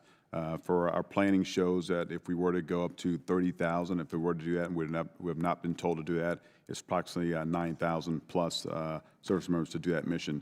But right now, we're in a tail approach, and we have not gone beyond anything over 1,000 at this point. Okay, so the president has said 30,000 will be at Guantanamo Bay. Everyone's talking about meeting the president's mission. You're saying it's 9,000 service members. What's the estimated cost, and is that inclusive of their housing, their meals, transport, all of these different things? Congressman, I don't have the cost If someone could get me that, if you have the projection scenario of 9,000 service members, there must be at least a back of an envelope estimate on cost. Now, I don't know if this question came up already, but when we went there, over 30% of the migrants there were low threat, which means that they did not have a criminal record other than having illegally crossed the border. So that being said, does it make financial sense and also military security sense in terms of where we're taking these individuals to house upwards of 30% of migrants at Guantanamo Bay that are actually low threat, low risk? So, Congressman, obviously we work very closely with ICE and DHS and CBP on this. They make the determination of who goes to the housing areas. And obviously there's a capacity issue for housing that they have.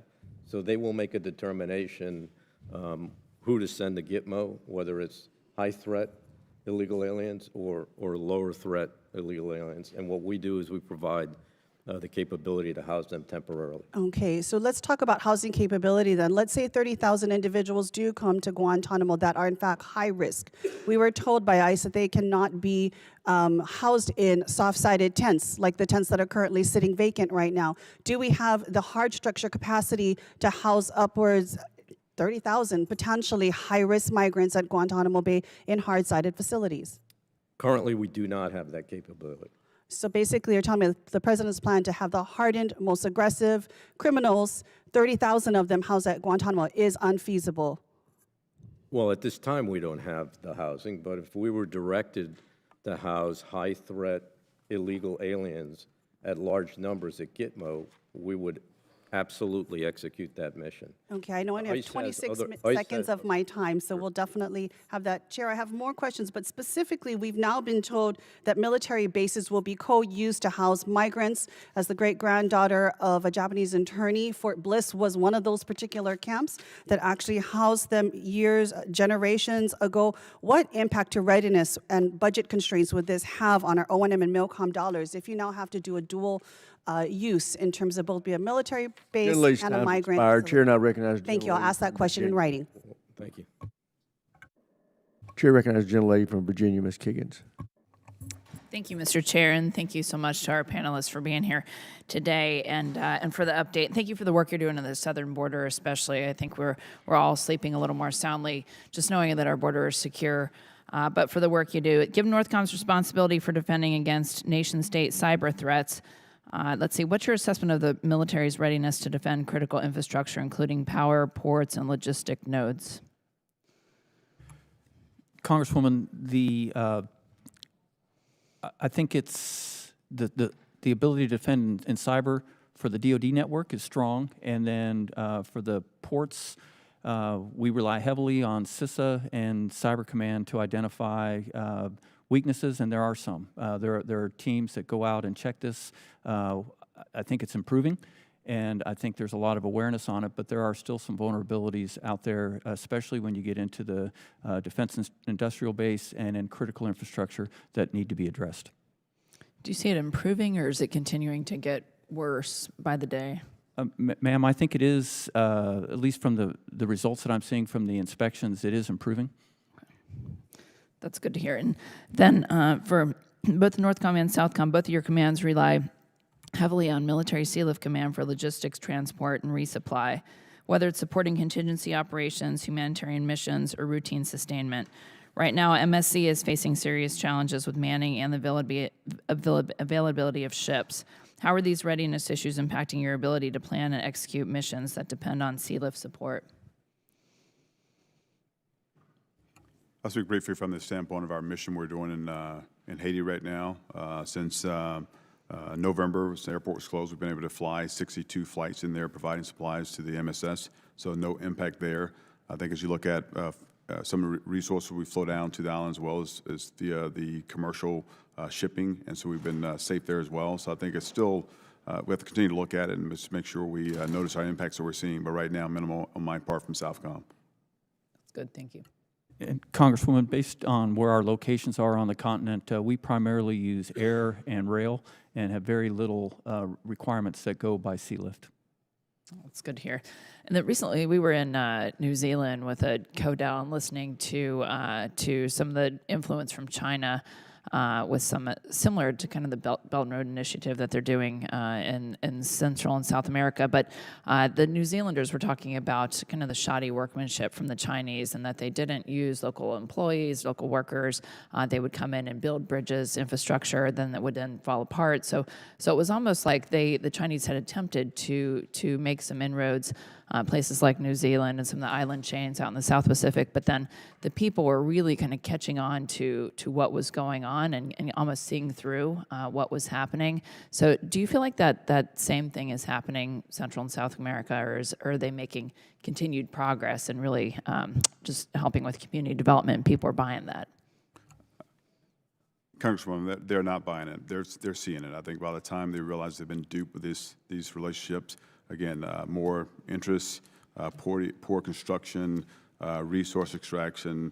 Again, it goes on and on and on, right? So I think our goal is to try to have an alternative to them, right? So these state-owned enterprises, they know what they're doing. They're exploiting the instability, the corruption, the weak economies, and the lack of foreign lending shortfall to embed and get in. So I think we have to continue to look for ways to bring more economic stability to the region. We have an economic strategic working group. We stood up at SOUTHCOM a year and a half or so ago, so we're trying to find ways to get Ex-Im Bank, the Development Finance Corporation, others, Office of Strategic Capital to come in and fill that void, and we have to continue to do that. Yeah, no, I agree, and I appreciated your comments when you talked about, every handshake, every time you look in someone's eye, that stuff matters, just that people-to-people exchange.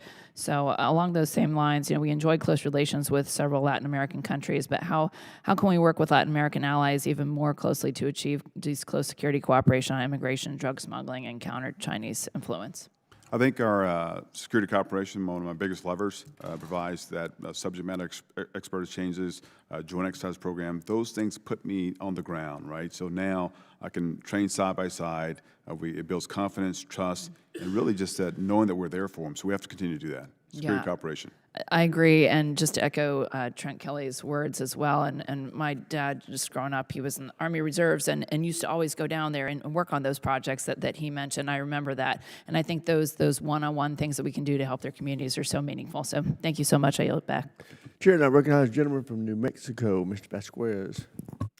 Thank you, Mr. Chairman. Thank you for the witnesses that are here today. Thank you for your service to our country and for your time today. I represent New Mexico's 2nd District that includes 180 miles of the U.S.-Mexico border. I know nearly every mile very intimately, as well as our 3 ports of entry with our southern neighbor in Mexico. Now, for decades, the Department of Defense has operated Joint Task Force North to support law enforcement's efforts to identify and interdict drugs before they enter the United States. That's why I was proud to have secured bipartisan language in the FY25 NDAA which requires the Department of Defense to make countering drugs entering the United States the department's top counter-drug priority. My first question is for General Guillot and Admiral Halsey. The DoD has historically engaged in several counter-drug campaigns.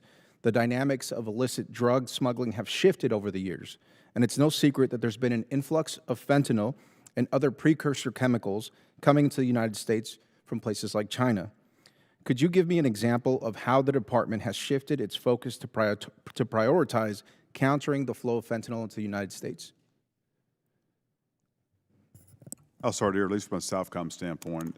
We continue to work across the interagency to try to identify those crucial hotspots. Right now, we know that the precursors are going into Mexico first, so we're not seeing a lot in the Southcom AOR. We'd have some potential hotspots being Honduras, Guatemala, and Dominican Republic. So interagency work support doing that. We continue to see the cocaine the prices drop, so the cocaine continues to come in, and we're getting after that at record pace this year. And I can do a lot more with more assets. But right now, I think from a fentanyl, we're still studying that very hard with our partners, interagency, to get after it. Thank you, Admiral. And Congressman, first, I've visited Santa Ana, Monument 3, and a number of the locations along your district, and I'm always very proud of the great work that's being done there.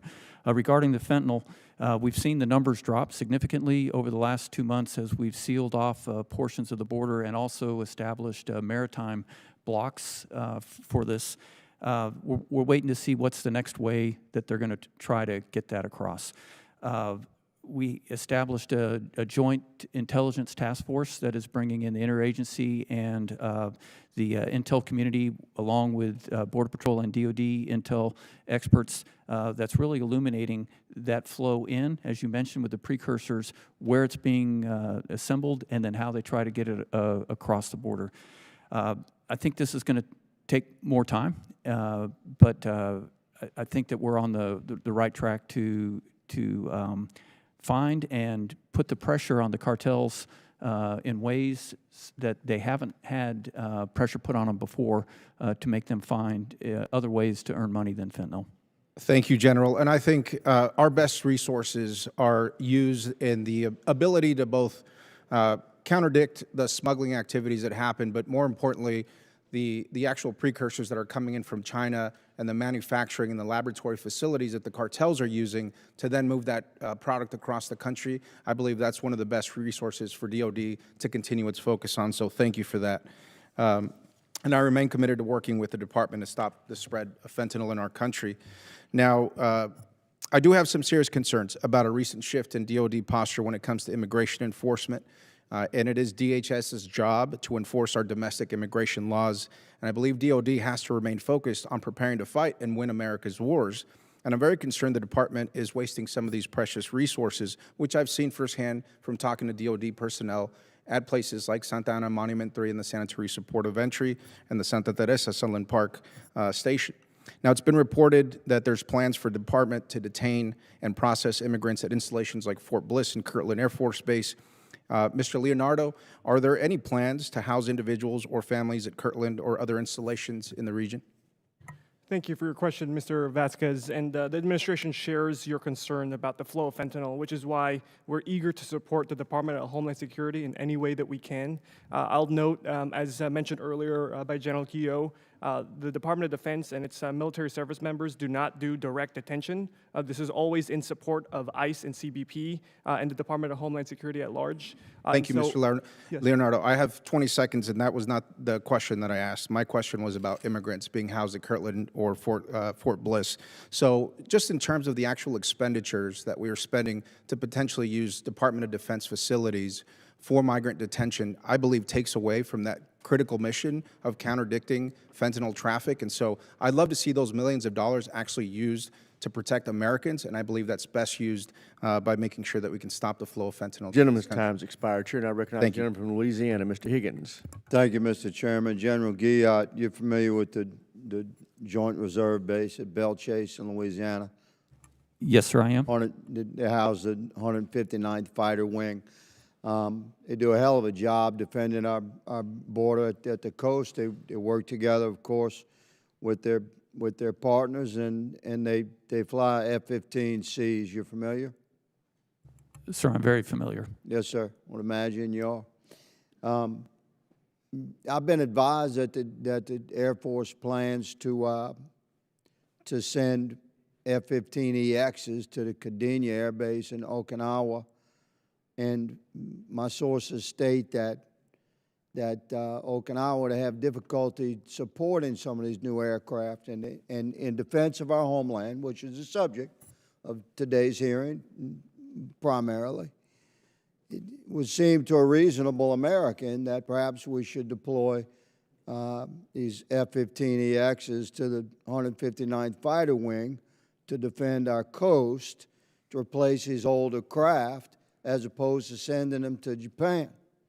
And would you potentially meet with this committee to discuss that? Or what are your thoughts on that, what you can discuss in this setting? Sir, I would be glad to meet with the committee and discuss the air defense needs.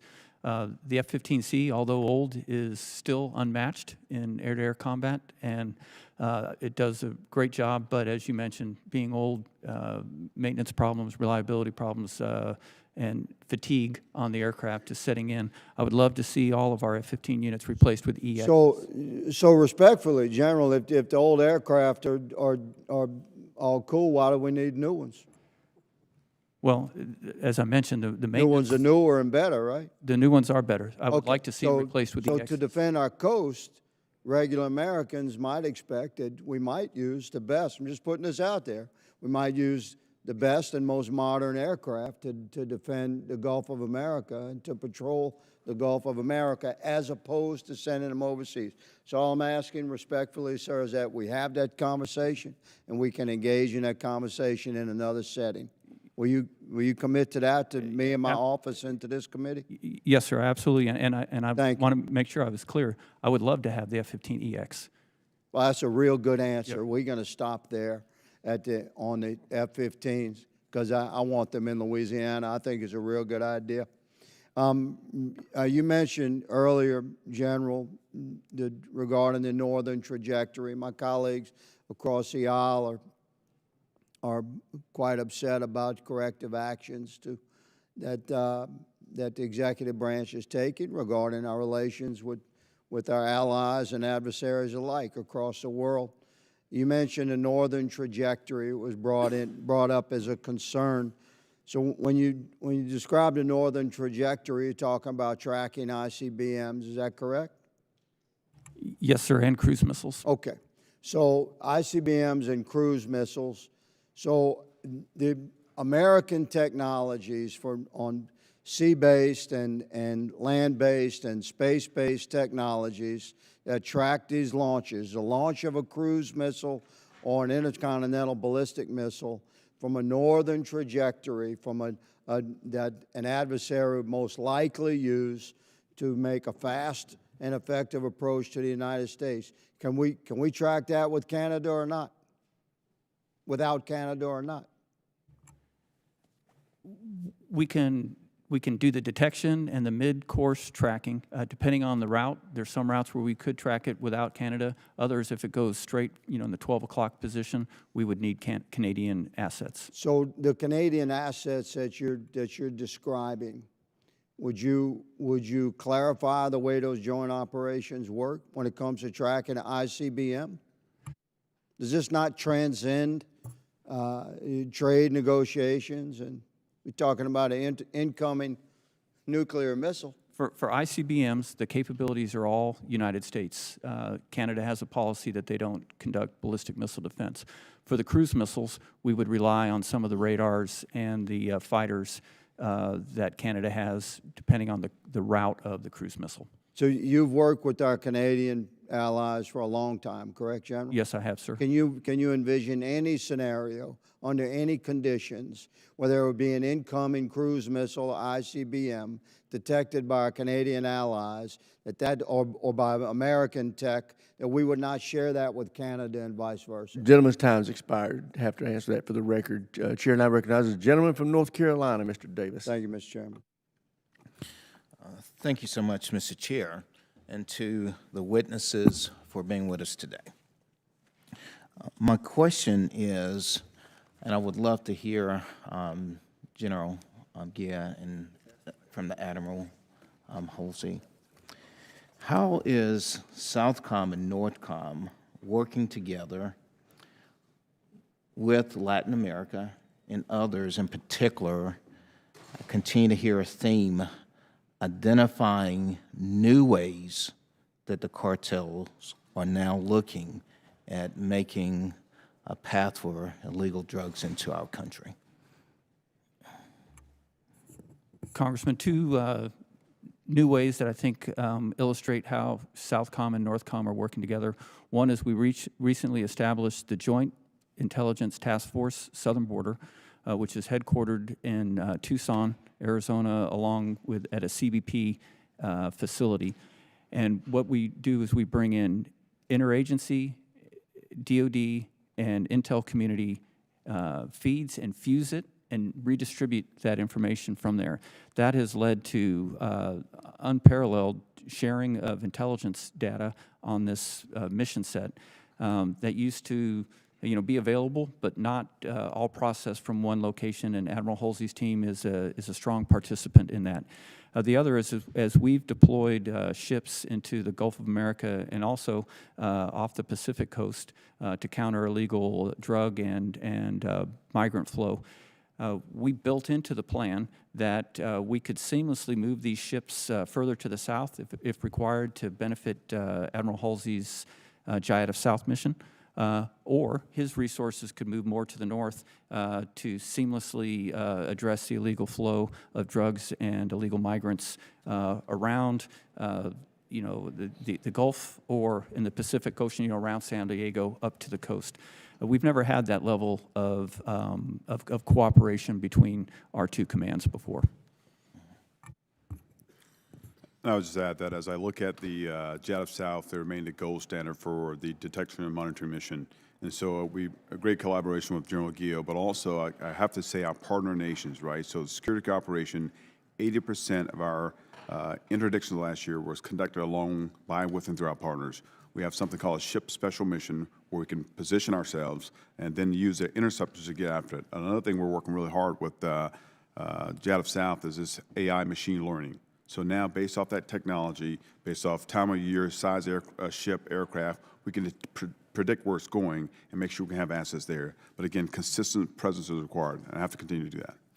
I want to say, I really emphasize this work because too many people, too many American lives have died, and we have to stay in front of it. And that's what I'm really emphasizing here, staying in front of it.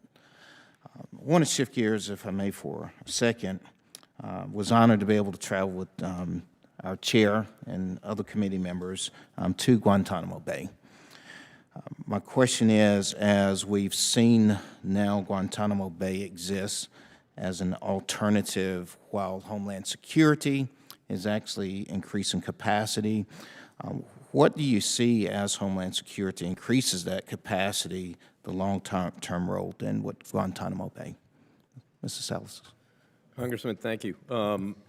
Again, the department is in support of DHS and ICE and CBP. So as they gain more capability to house, it could lead to us not needing our certain capabilities. But until that threshold has been determined, which it is not at this point, we will continue to provide that support at Gitmo.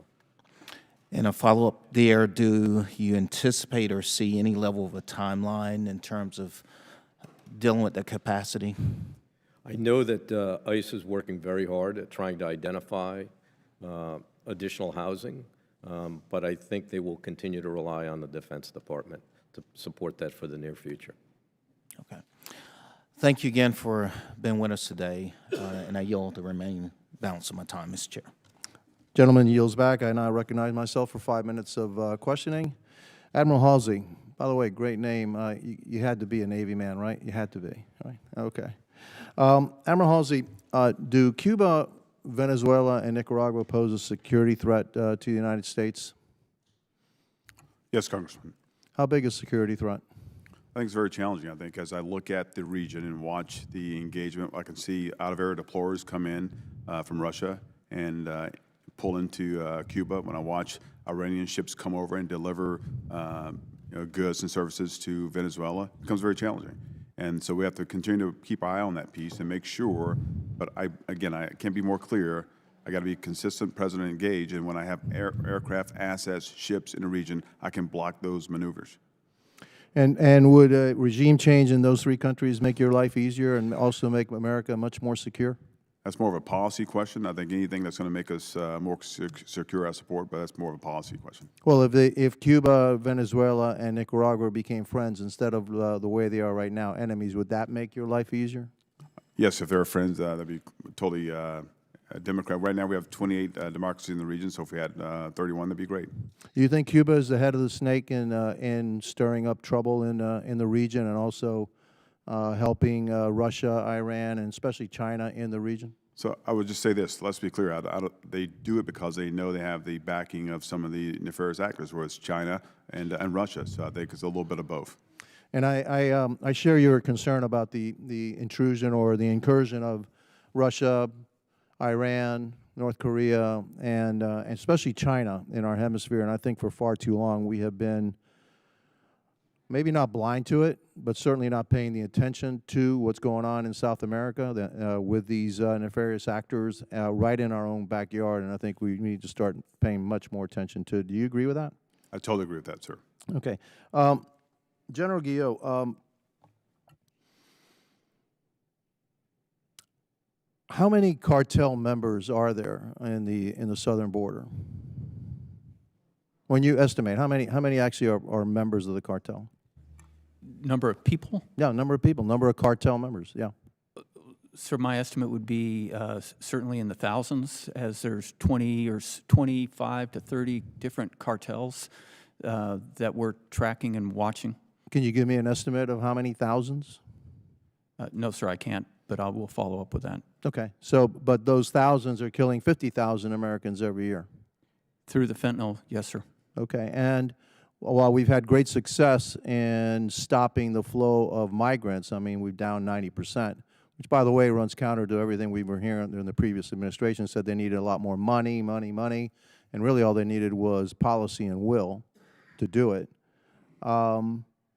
What are your records, or what do you indicate is happening in the southern border with regards to fentanyl, which is killing 50,000 Americans every single year? Sir, what we're seeing is the amount moving across that they're detecting is at about 40% of what it was before. So significant drop, but not to the same rate as the migrant flow.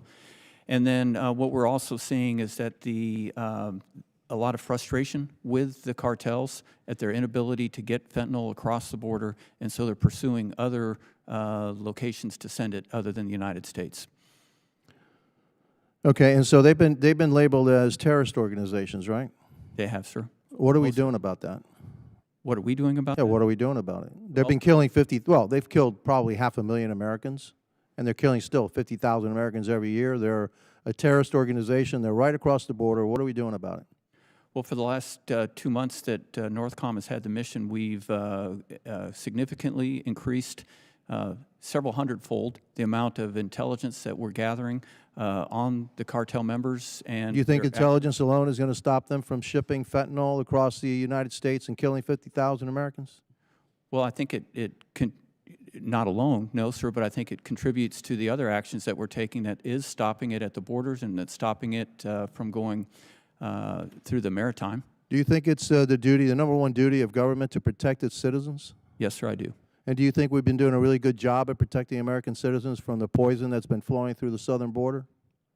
Sir, I think we've been doing an increasingly better job since we picked up this mission. Fair enough. I guess my time is up, and now I recognize the gentleman from California, Mr. Cisneros, for 5 minutes. Thank you, Mr. Chairman. And if I could just say, the Department of Defense is not a law enforcement agency, nor should it ever become a law enforcement agency. That's not its purpose. That's not its mission. But with that, General, I'm going to kind of change locations on you here a little bit. I'm concerned about the accelerated rate of climate change and its impact on the Arctic.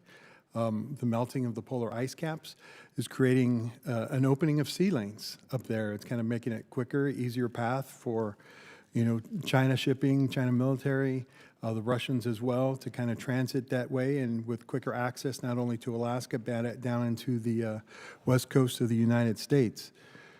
So with that, how is NORTHCOM adapting to the operational strategies to address the increased security challenges among the PRC and Russia? And really, how is that impacting NORAD and their mission as far as monitoring air patrols, overseeing that area? And as far as the Navy goes, is this something that we need to start increasing other than submarines, naval patrols out there in that area as well in order to show the flag and show there and not let them take over these shipping lanes? Congressman, the Arctic is extremely important to both NORAD and NORTHCOM as it makes up over half of our area of operations. Excuse me. What we've seen over the past year is an unprecedented presence by the Chinese in the Arctic region. For the first time, we had bombers that flew, Chinese bombers that flew into the Arctic region in July that we intercepted and escorted out of the area. But at the same time, there was also the highest number of ships, all dual use under the guise of being scientific, but also certainly military purpose there to map out, we presume, China's ability to operate both subsurface and on the surface in that region. So it's a big concern. What we're doing about that is we're operating with the Canadian military, the Coast Guard, and United States Pacific Command to make sure that we have presence both on the surface and in the air to monitor this traffic. And also, we've also expanded our intelligence gathering with the other Arctic nations, with the exception of Russia, all are NATO members, to ensure that we're sharing information with the other 7 Arctic nations on that. As far as naval forces go, is that something that we need to start seeing more naval ships in the region? Do we need, I'm a former Navy guy, Westpacs, Med cruises. Do we need to start having a North Pole polar cruise now? I would like to see more maritime presence, naval presence up there. I would point out that Admiral Paparo is very helpful in sharing ships up there, but we could use more in that region as, because of the strategic nature of that region. Okay. And Admiral, with consideration for SOUTHCOM, an increased U.S. presence in South and Central America, it's no secret the region is expanding its ties with the PRC. Through the Belt and Road Initiative. So again, not a lot of assets in SOUTHCOM. Again, we do Westpacs, we do Mediterranean cruises. We don't typically go down there. Every once in a while, we'll send a ship down there to kind of show the flag. But how do we partner with these countries to promote stability? And do we need to see an increased naval presence in South America, where maybe we now need to start considering routine deployments down in the area? 100%, sir. We need more assets in the region. Again, I've said before, I said in my statement, we need to be credible, present, and engaged. Presence means power. It sends a strong signal to our partners and allies, and also it sends an even stronger signal to would-be adversaries. PRC, Russia, Iran, they have to see us, and we must meet presence with presence. So I'll take those ships from the Arctic, and you can bring them down to the Antarctica. I'll take them.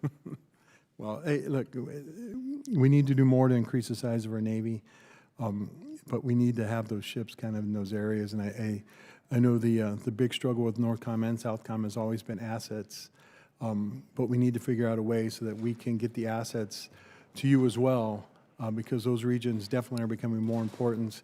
And, I'm willing to work with the administration to see what we can do that. And with that, Mr. Chairman, I yield back my time.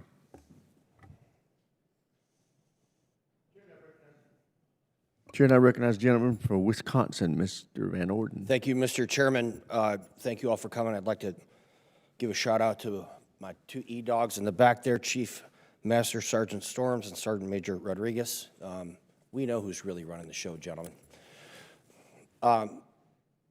I want to assuage some of the fears of my Democrat colleagues that are concerned about the Panama Canal and remind them that in 1956, when Gamal Abdel Nasser seized the Suez Canal, the British and the French got together with the Israelis and they took that back.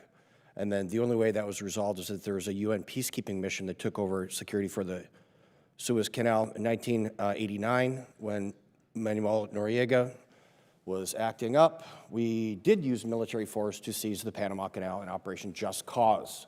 So there is precedent for this because those are the only two strategic canals on the entire planet.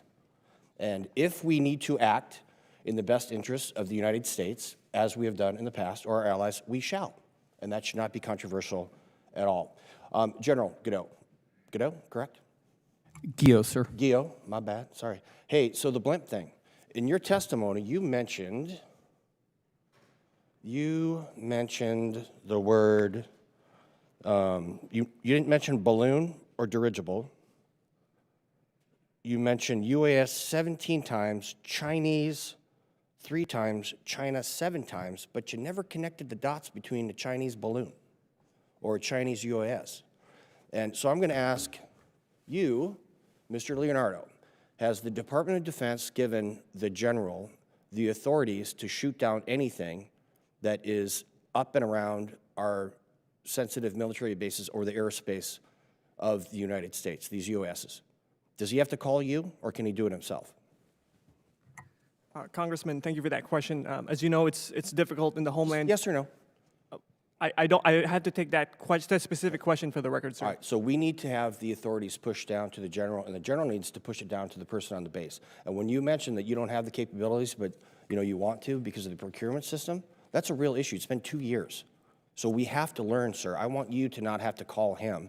And Pete Hegseth, who I trust implicitly, I mean, he's a great dude, but he shouldn't have to make that call. He shouldn't have to make that call, nor should you. I just want to make sure that that is very clear. Sir, I do have the authority to You shoot do, these right down. now you can? But you have the Over an capability. installation or a threat to the United States coming in, from the outside, I have the authority to shoot What's a that down. threat? It was a Chinese balloon, and the Biden administration lied to every single person saying that they couldn't penetrate that stuff, that we were blocking them. That's not true. You need proximity. And unless a plane was flying with ECM jammers, that's not true. The Biden administration lied to everybody. I want to make sure you can shoot down something over Canada, you can shoot down something over the United States. So I have 2 minutes left. Admiral Halsey, holy beanbags, I would not want to have been Ensign Halsey in 1988, for Pete's sakes. You weren't even a tin can sailor, were you? Did you get heavies? Actually, I started on frigates and destroyers. Okay, it doesn't say destroyers, it says frigates in your bio here, sir. Hey, you said in your estimate we can only interdict 10% of the things that we see, correct? So 90% of the stuff that we're seeing that are people bringing this poison into the country, 90% is just going to go because we don't have the ability to stop that, correct? That's correct. Okay, and you said that the precursor chemicals go into Mexico, correct? Correct. Where do they come from? China. Aha, okay. So let me ask you this question, sir. In your professional military opinion, put aside everything policy. As an admiral, if we just started killing these people that are killing Americans, 250,000, 300,000 Americans, about the amount of people that died in World War II, why aren't we just killing these people? Now, are you talking about the ships coming across, or are you talking about I'm talking about the ships, I'm talking about these narco-terrorists. Why aren't we just killing the people that are killing American citizens? It makes absolutely no sense to me. Comes down to authorities. It's policy and authority, right? Okay, so in your professional military opinion, if we started killing narco-terrorists and sinking Chinese ships that are bringing poison into the Western Hemisphere, would that reduce the amount of stuff coming into the Western Hemisphere and reduce the amount of American citizens that are being poisoned to death? Well, just to be clear. Professional military opinion, sir. Well, the ships that are coming across are, the way they bring it across is legal, right? So it's coming in illegal, the precursors, so I you get can't it. do that. So is that a yes? I have 10 seconds. General, if we started killing the people that are killing American citizens, do you think less American citizens would be killed by this poison? No policy, military. Well, I think if we aggressively stop them, it will bring it down. Gentleman's time's expired. Chair, and I recognize the gentlelady from Maryland, Ms. Elfreth. Thank you, Mr. Chair. And my friend from California broke the ice for me a little bit, talking about climate change and the impacts in the Arctic, particularly as we're seeing increased and frankly very brazen presence from China and Russia into shipping lanes. I want to drill down on that just a little bit. This, as you know, this committee is very focused on acquisition reform, but we're also going to be focused on shipbuilding this year. I want to speak to or ask about a very specific type of ship, icebreakers. And in general, you mentioned last year in front of SASC that the lack of icebreakers, it's my understanding we have 2 functional icebreakers, one of which might also be going down to Australia on occasion. Those lack of icebreakers limit our freedom of maneuver in that region. Since your statement last year, what actions have you taken to mitigate this gap in Arctic operations, and have our allies help fill that gap since we are clearly underperforming? Congresswoman, we are still severely underperforming in icebreakers. We work very closely with the Coast Guard to try to prioritize the Arctic region, and then I've made proposals to see if we could contract the capability from Nordic states that produce those while we wait for the shipbuilding to catch up with the demand. Okay, can you give this committee any type of timeline on those partnerships? I personally can't. I'm a recipient of this, and so I hope it's very soon. Okay, but we agree that it's important for our national defense. It's extremely important. Okay. Yes, ma'am. Thank you. And again, while we wait for shipbuilding to pick up, as we wait for our partners to fill the gap, you've also spoken about the importance of missile defense in the Arctic and our allies, both in detection and defense. I'm new to the committee, but would it be fair to say that the importance of strong diplomacy and strategic allyship would not include threats of seizing a territory of an ally by military force?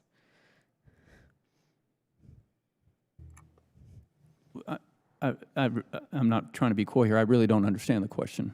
Okay, so we are now in a position as a nation in which our leadership is threatening the territory of certain allies with the use of potential military force to seize that territory.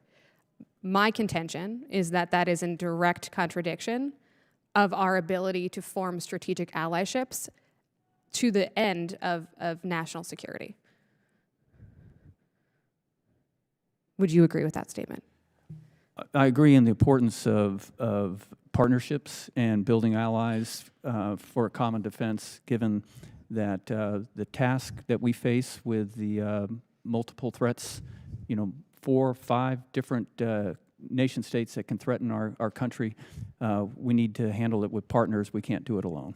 And again, just putting a finer point on it when it comes to detection, missile defense, but also these critical icebreakers, as we're seeing ice thin, as we're seeing, particularly post-invasion of Ukraine, a great Russian incursion into the Arctic. Those strategic partnerships and allyships have never been so important in that region. I would agree with everything that you just said, ma'am. Okay, thank you very much, Mr. Chair. I yield my time. Chair, and I recognize the gentleman from Virginia, Mr. McGuire. Thank you, Mr. Chairman, and thank you for our witnesses for coming here today to speak to the committee. I believe that a number 1 priority, as President Trump has said, is to protect the homeland. And I have a bunch of questions, but let's see if we got enough time to get them. And I'll ask each of you one at a time. Would you agree that China has more ability to attack the homeland today than they did 4 years ago? We'll start with the Admiral. Yes. Yes, they do, sir. Absolutely. Yes, Congressman. I recently, and by the way, we need to have reliable allies, not reliant allies. And so, under President Reagan, we were spending 6% of our GDP on national defense, and it's dwindled down close to 2%.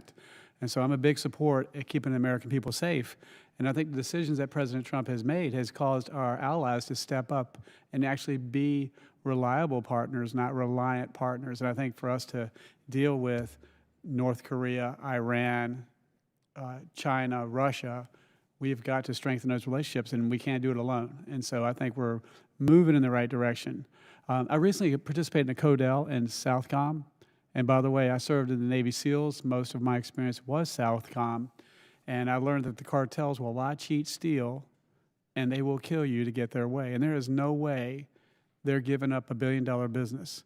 Now, when we were down at the border, we talked with the mayor, the sheriff, business owners. We met with ICE agents, Border Patrol, and the 10th Mountain Division. And we asked them, what are your concerns? What's going on? And they said that on one particular Saturday, border crossings were 0 compared to 2,000 crossings a year before. And so I think, as I heard one of the members say, is we didn't need new policies. We needed a new president who was serious about protecting the homeland. But that being the case, what I heard from every one of those groups was they can see drones coming from Mexico. They can see where they're coming from, and they're hovering around our Border Patrol vehicles. They're hovering around our military bases. And General, I heard you say that you had permission to shoot them down. But I spoke with 5 different agencies, and they all, as of a couple of weeks ago, said they were not sure. So it is not clear. So I'd like to hear what the answer is. Can they or can they not shoot these drones down? When I said we could shoot them down, that's over an installation that is covered under 130I. The forces on the border at this time are not, because they're mobile, and so I've put in a request for 130I to be expanded to include U.S. forces within 5 miles of the border. I understand. There are many ways to possibly solve this problem. We're looking at legislation that takes a different approach, but we'll talk about that later. But we should have had this settled 2 years ago. Basically, there are many times in our history where our soldiers have been caught with their pants down, and they're reactive, not proactive, and we should be able to detect and engage far before they get anywhere near our soldiers or our installations. Let's talk about fentanyl. I call it Chinese chemical warfare. It's being produced in China, coming across our southern border and poisoning the American people. China believes that everything can be used as a weapon and should be used as a weapon. And if it were 10 people a year dying from fentanyl overdose, it would be egregious. And I heard a member say it was 50,000 people, but I've heard a number over 100,000 people a year dying from fentanyl poisoning. And if we don't make a strong stance, such as shoot the people that are bringing it over, if the penalty's not high enough, they could continue to poison us. Now you think about, we've had skirmishes with adversaries in the history of our country where less than 100,000 people died in the skirmish. And I think we're at war and we don't want to admit it. And so we've got to do something about it. I saw a video where the cartels undercover said that they were actually using the northern, coming in through Canada, trying to get the fentanyl in. Is that true or false, and what can we do? Sir, it is true that they use avenues other than the south, come through the north, comes through the mail, comes through all sorts of different mechanisms to get into the United States. What can we do as a Congress to help you logistically better protect our homeland and make sure that if we're going to put our soldiers and assets on the border, that they are safe and they are proactive, so they got a better chance of coming home? Sir, the first request I would have would be to expand the 130I so we can shoot down drones, not just that are in self-defense, but anything that's surveilling, planning the next attack on us within 5 miles of the border. Thank you. I yield back. Gentleman yields back. Chair, and I recognize the gentleman from California, Mr. Whitesides. Thank you, Mr. Chairman, and thank you all for being here today. This is a time with novel challenges in these AORs, and your testimony is very timely. I know there has been a lot of discussion on moving sensing missions to space, namely to be put into proliferated LEO constellations. Most of my career has been focused on securing U.S. leadership in space, both from an economic and a national security perspective. With that in mind, I would not be the first to say that space-based sensing is a vital part of our sensing capabilities, but not the only part. I'm concerned that recent reports of novel weapon systems being placed into orbit could result in a strategic surprise if we don't have redundancy across domains when it comes to sensing air and missile threats. General Guillot, can you share your view of the appropriate role and relationship between space-based sensing capabilities and the need for sensing redundancies across domains? Congressman, I'm very encouraged by the increased capability that space brings us and sensors from there, but I've always advocated for a layered approach that goes from the undersea, the land, air, and space to ensure that we aren't over-reliant on one domain, and we can layer the approach for detecting threats to the continental United States. Thank you so much. Now, as we all know, Northcom's AOR has seen increased threats not only from foreign adversaries, but from natural disasters like wildfires, hurricanes, and floods. It's no secret that the increased cadence and severity of these disasters pose a serious threat to our CONUS military installations' readiness and to our homeland itself. General Guillot and Admiral, can you speak to the utility of, to the extent you can you speak to the utility of the National Guard's Fire Guard program, which uses satellite sensing capabilities for near-term, near real-time wildfire intelligence, not only as a means of protecting our constituents, but of safeguarding our ability to effectively protect our homeland? Sir, I can tell you that that system is of great benefit to us as we hit the ever-expanding wildfire season. It used to be more closely defined. Now it's almost year-round, as we saw, with the tragic fires in Southern California earlier this year. So we use that, and we know, based on what we're seeing through those sensors, where we might need to provide DoD assistance to NIFC and others if it exceeds their capacity. You get huge points for knowing NIFC and all that, so thank you so much for your comments on that. I think it's a very important thing and would love to work with you as we think about those things in the future. I'll just close with a tough one, and maybe it's more of a statement than a comment, and I know it's been addressed here extensively already, but I think the recent quotes of the Prime Minister of Canada who said it's clear that the U.S. is no longer a reliable partner. It's possible with comprehensive negotiations we could reestablish an element of confidence, but there will be no going backwards. The old relationship we had with the United States based on deepening integration of our economies and tight security and military cooperation is over, he said. That's the Prime Minister of Canada said that. How does this posture impact your ability to defend the United States from threats conveyed through the Arctic and through other northern territories? Congressman, we've been fortunate that the relationship, military-to-military relationship with Canada, primarily in NORAD, which is a binational command, has been as strong as ever over the recent months, and we're all dedicated to detecting air and maritime threats and ensuring that we can defeat those threats to protect the U.S. and Canada. And so I have not seen any negative ramifications at the military-to-military level. Thank you, sir.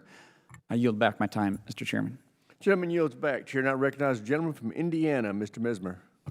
Thank you, Chairman. General Guillot, I'd like to follow up on a question my colleague asked earlier about your testimony that in 2024, the Russian Navy partook in a training exercise with their submarines, nuclear subs in the Atlantic Ocean.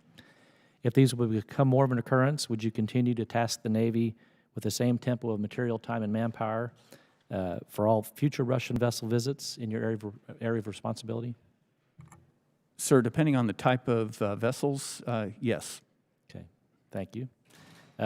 Also in your testimony, you mentioned that air and missile threats to the United States from our adversaries continue to mount as North Korea tests ICBMs, Russia and China expand their stockpiles of long-range missiles. One program that falls under Northcom's purview of current activities is the Next Generation Interceptor. Your testimony states that it's a high priority for Northcom to have the on-time fielding of this interceptor. What would be the implications if fielding this system were to be delayed? Congressman, if the fielding of the NGI or the Next Generation Interceptor were delayed, we would run the risk of falling behind our ability to defeat any rogue nation ICBM that threatens the United States. Okay, thank you.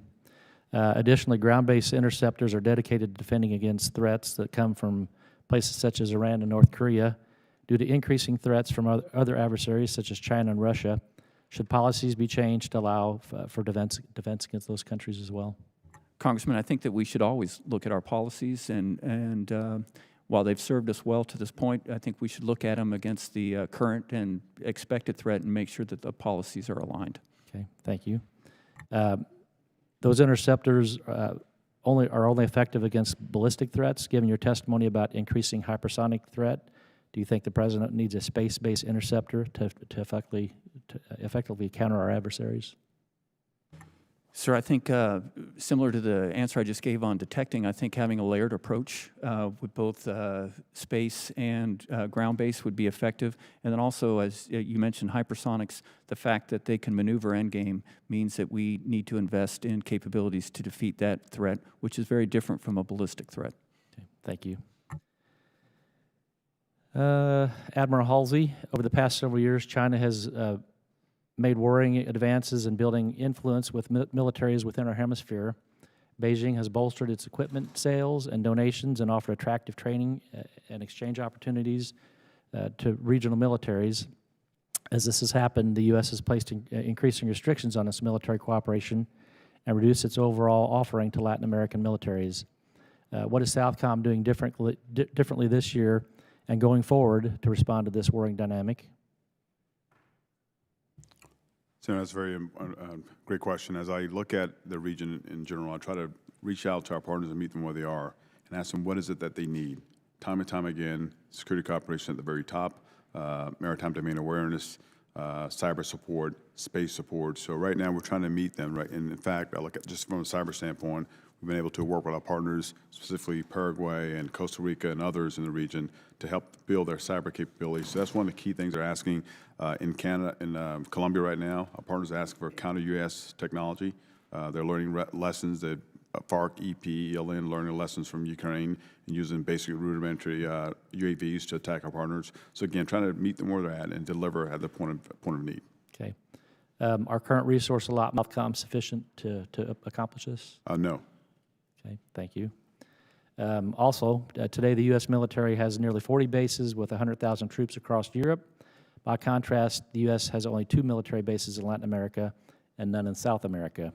At the same time, Beijing has ramped up its increasingly militarized presence in Latin America, including through dual-use infrastructure that can be used easily to target the U.S. or disrupt critical supply chains, such as the Panama Canal. The U.S. also faces deadly threats within our hemisphere from drug cartels and weaponized mass migration that increasingly require a central role for the U.S. military. Given all this, is it appropriate and sufficient for the U.S. to have such a limited operational presence so close to home? No, Congressman. We need to increase our ability to engage and respond.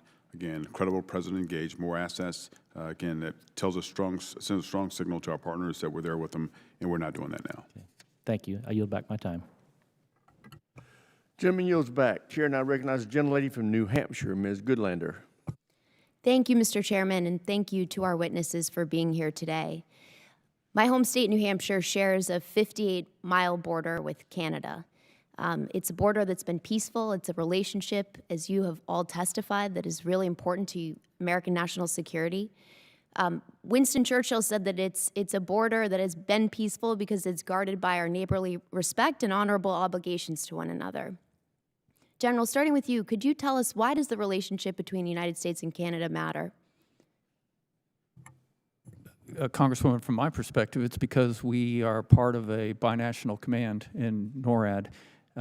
And we share the strong and important burden of defending Canada and the United States against air and maritime threats, and that's built on capability and trust. So the North American Aerospace Defense Command, NORAD, you mentioned it's the world's only entry in NORAD. Well, we'd have to fundamentally change how we approached air defense and maritime warning because of the shared and distributed nature of the command and its capabilities today. And how would you go about doing that? What would that require? Well, to be honest, I haven't put thought to it, but obviously resources. We would need additional radar coverage. We would need additional aircraft and maritime assets to cover what Canada provides today. You mentioned air and maritime cooperation. What about land cooperation? Where has, in your assessment, where have our Canadian partners fallen short with respect to the security of our homeland and our border security along our northern border? Well, as we look at securing the borders and having territorial integrity, I have talked with the Chief of the Defense Staff, General Cattignon, about the potential that we would look at looking to seal the north border. They have a system similar to ours where they have government but non-military capability that's augmented by military. While we haven't started any planning, we recognize that any planning to seal the northern border would be done jointly. Is there a national security crisis? Is there a national emergency at our northern border right now? There has not been one established, although it's something that we watch closely to watch, both borders to see what's coming across in terms of illegal migration or illegal drugs or other illegal activities. So to be clear, as you see it, there is no national emergency at our northern border. Well, I think there's, I don't want to get into semantics. A national emergency has not been declared on the northern border like it was on the southern border, but I do think that we need to look at all of our borders and the security of them with a high level of urgency. So is a trade war with Canada justified right now based on your assessment of our security at our northern border? Ma'am, that's not my place to answer. I can tell you on the mill-to-mill relationship, which I've stated is very strong with Canada, and they're strong partners in NORAD. Suppose a trade war will have an impact on our mill-to-mill relationship with Canada. Would it be justified? Ma'am, that's a hypothetical that I don't think I should address. I do think that again, that this relationship in NORAD with the Canadians is very strong, and my goal is to keep it strong. General Admiral, I want to ask you, you've both served our country well and faithfully for many years. What is the role of military lawyers in our national security and in having a military that operates under the rule of law? Admiral, have military lawyers been important throughout your long career of service to our country? Congresswoman, throughout my career, I've had military lawyers advise me at the appropriate time, dealing with different justice cases, so they've been helpful. So was the firing of senior judge advocate generals justified? That's a policy decision, ma'am, and I would refer it to the policy. But your testimony today is that military lawyers have played an important role in your career and in the functioning of our military under a system of rule of law. Yes, they've been helping in providing advice for me, yes. And General, can you speak to the importance of military lawyers in our system? They're extremely important. I rely on them heavily. In fact, there's one in this room right now. I won't tell you who it is, but on our staff, so we use them all the time. Well, thank you. I appreciate your testimony on that front because I think there's a real threat to the rule of law in our country today. And from what I've seen in my... Gentlelady's time's expired. Chair now recognizes the gentleman from Colorado, Mr. Huh? Oh, you just snuck in on me. The gentleman, I'm sorry, Mr. Crank. Mr. Fallon stole your thunder. Gentleman from Texas is recognized. My deepest apologies. Thank you all for coming. General, what's NORTHCOM's primary mission? Sir, it's Homeland Defense. Defend the homeland, right? That's right. Okay. Do transnational gangs and Mexican drug cartels present a threat to our homeland? Yes, they do. Fair to say that you could be described as evil, heartless, sociopathic criminal? I would agree with that. So it stands to reason that disrupting their illegal activities and reducing their revenue and upsetting their organization and planning would weaken transnational gangs and the cartels. Yes, sir. And that would be a very good thing for the United States. Yes, sir. General, over the past 80 days, have the Mexican drug cartels indeed been disrupted? Yes, sir, I think they have. And has Not their fully revenue disrupted. been... I'm sorry. Oh, no, go ahead, sir. Not fully disrupted, but Sure, but disrupted. Yes, sir. Has their revenue been reduced? It has. And has their organization and planning been upset? It has been. So they've been weakened? They have been weakened. And by the way, good job on that. So illegal immigration presents certain dangers to the homeland too, does it not? As far as vetting, we don't really know who a lot of these folks are. There's a stress on schools and medical services if people are allowed to stay in the country. And it also, and more importantly, it enriches the cartels.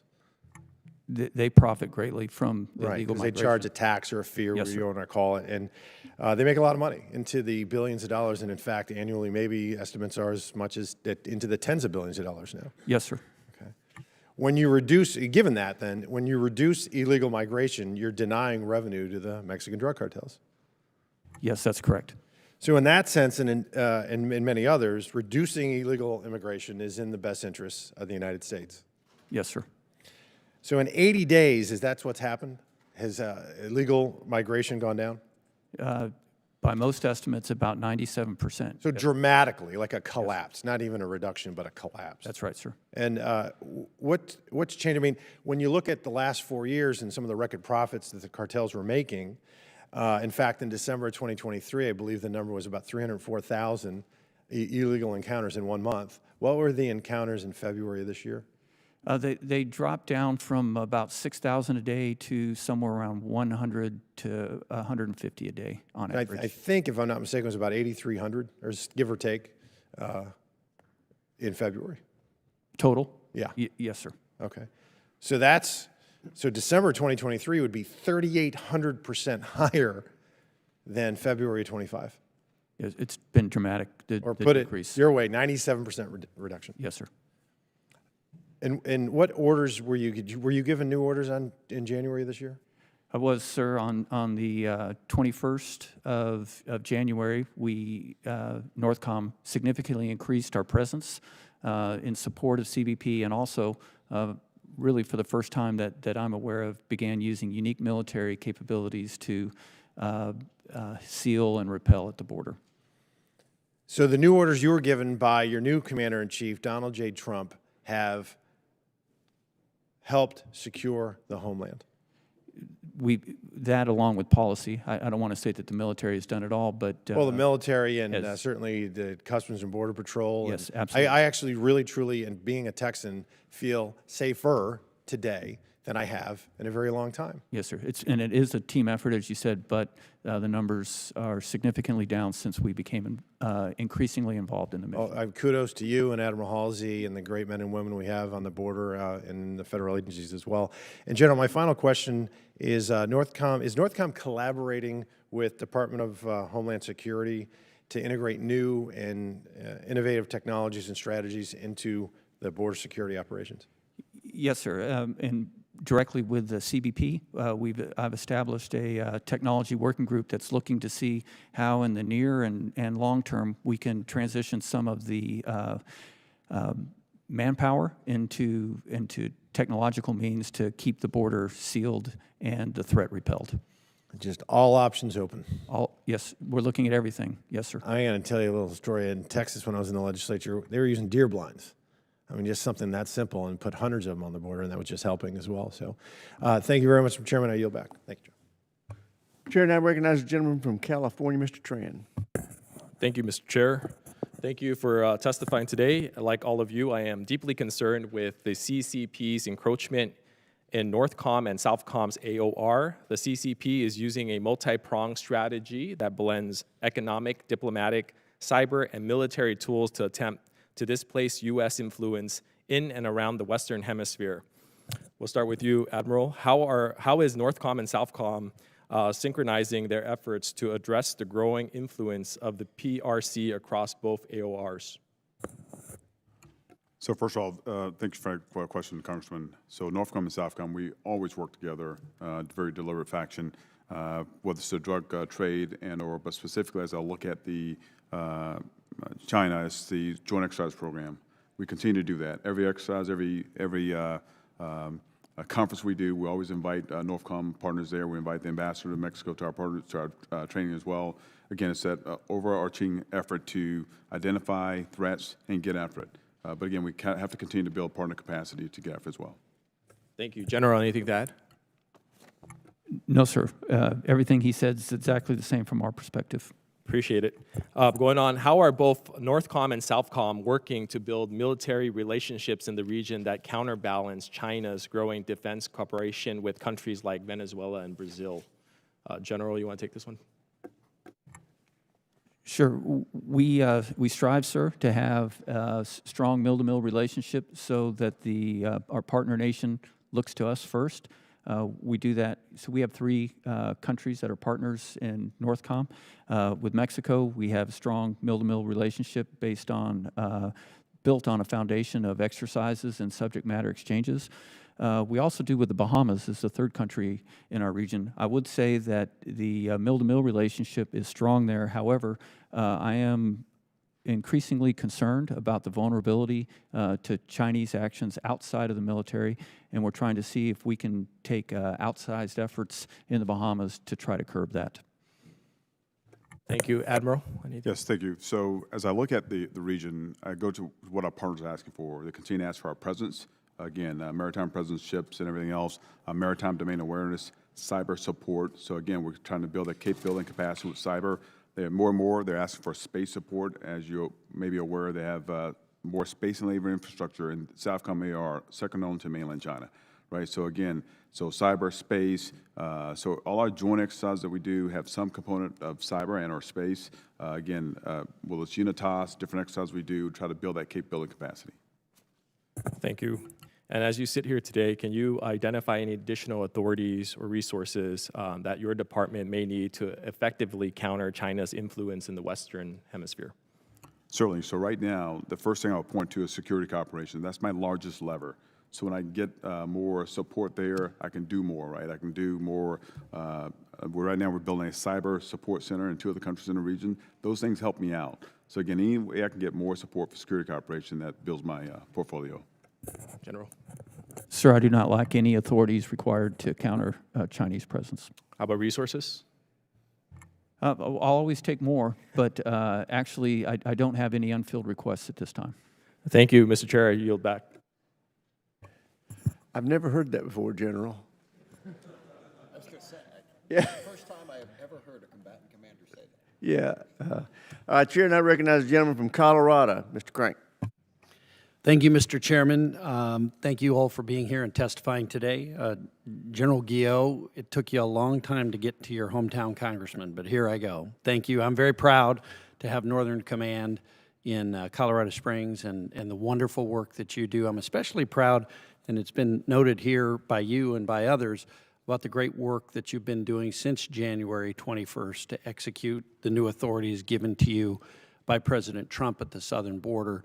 And I think it's a very clear message that most people here on Capitol Hill have gotten, that the American people want that problem solved. And not everybody here's gotten the memo yet, but I think most people have, and I know that all Americans are very appreciative of the efforts that you're doing. I also want to discuss the great work that Northern Command and Fort Carson's 4th Infantry Division are doing there at the southern border. And just incredible that in 2 months, you've got illegal border crossings down 97%. Just incredible work. But I also want to talk about another priority. President Trump made securing the homeland from missiles a major priority for his administration, and I'm excited for the Golden Dome initiative and what it means for Northcom and for our national security. And as you know, there's ongoing conversations on the Hill about how much spectrum DoD needs to fulfill its mission. And General Guillot, can you share how a sizable reduction in spectrum allocations for the department could affect Northcom's ability to fulfill its duties? And as a follow-up to Chairman Rogers' question about Golden Dome, understanding that details aren't finalized, but if DoD was required to vacate the lower 3 spectrum bands, would that simply delay the ability of the department to get Golden Dome to full operational capabilities, or would it render it impossible to deploy? And can you help me understand the magnitude of the value of the spectrum in deploying Golden Dome? Congressman, first, it's a pleasure to be headquartered in Colorado Springs, a very supportive community. The spectrum having full use of the spectrum is essential for the Homeland Defense mission based on the variety of sensors and capabilities that must work together to build that network of detection and defeat capabilities. In particular, the part of the spectrum that is most often challenged would be from basically 3 to 3.5 gigahertz. And because of physics, that gives us the best ability to combine range and fidelity, and which together help us track inbound threats. So you couldn't move to another part of the spectrum and get the same capability. So I'm very concerned about losing access to that part of the spectrum because of the importance it plays in our homeland defense systems. So given that this is priority of President Trump, how concerned should we be as members of Congress as we're sitting and looking at this possibility of selling off spectrum? Congressman, I would suggest that you be very concerned, especially in the key ranges that your military experts will help describe, to ensure that we don't have to lose or share that spectrum because of the importance to our mission. Thank you. Any other thoughts on that from any of the other witnesses? No? Okay. Thank you, Mr. Chairman. I'll yield back the balance of my time. Gentleman yields back. Chair now recognizes the gentleman from Virginia, Mr. Vindman. Thank you, Chair. John Grillo, the United States and Canada have shared and prospered from a strong bilateral partnership for several decades. NORAD is a critical component of our homeland defense and provides aerospace warning and control for North America, which includes detection, validation, and warning of attacks, as well as monitoring of aircraft suspected of illegal drug trafficking, a layered all-domain defense. However, the administration has threatened this relationship with comments about making Canada a 51st state and dramatic changes to our trade relationship. Because of this, Canadian officials are starting to reassess whether a bilateral partnership, again, a relationship what makes us safer, is beneficial. At the same time, our competitors have the capability and capacity to threaten all of North America with a wide range of threats. If Canada and the United States were to halt our longstanding military cooperation, would it be harder to fulfill the current NORAD mission and increase the threat on the United States? Congressman, the binational relationship, the binational command that we enjoy in NORAD between the Canadians and the United States, as you mentioned, has been established for almost 70 years. Everything that we do in the aerospace warning, aerospace control, and maritime warning is interwoven between the U.S. and Canadian capabilities. If we were to lose that, is the answer it would be more difficult to fulfill the mission? If we were to lose that, there are certain avenues of approach that we could not cover alone from the United States. Okay, thank you.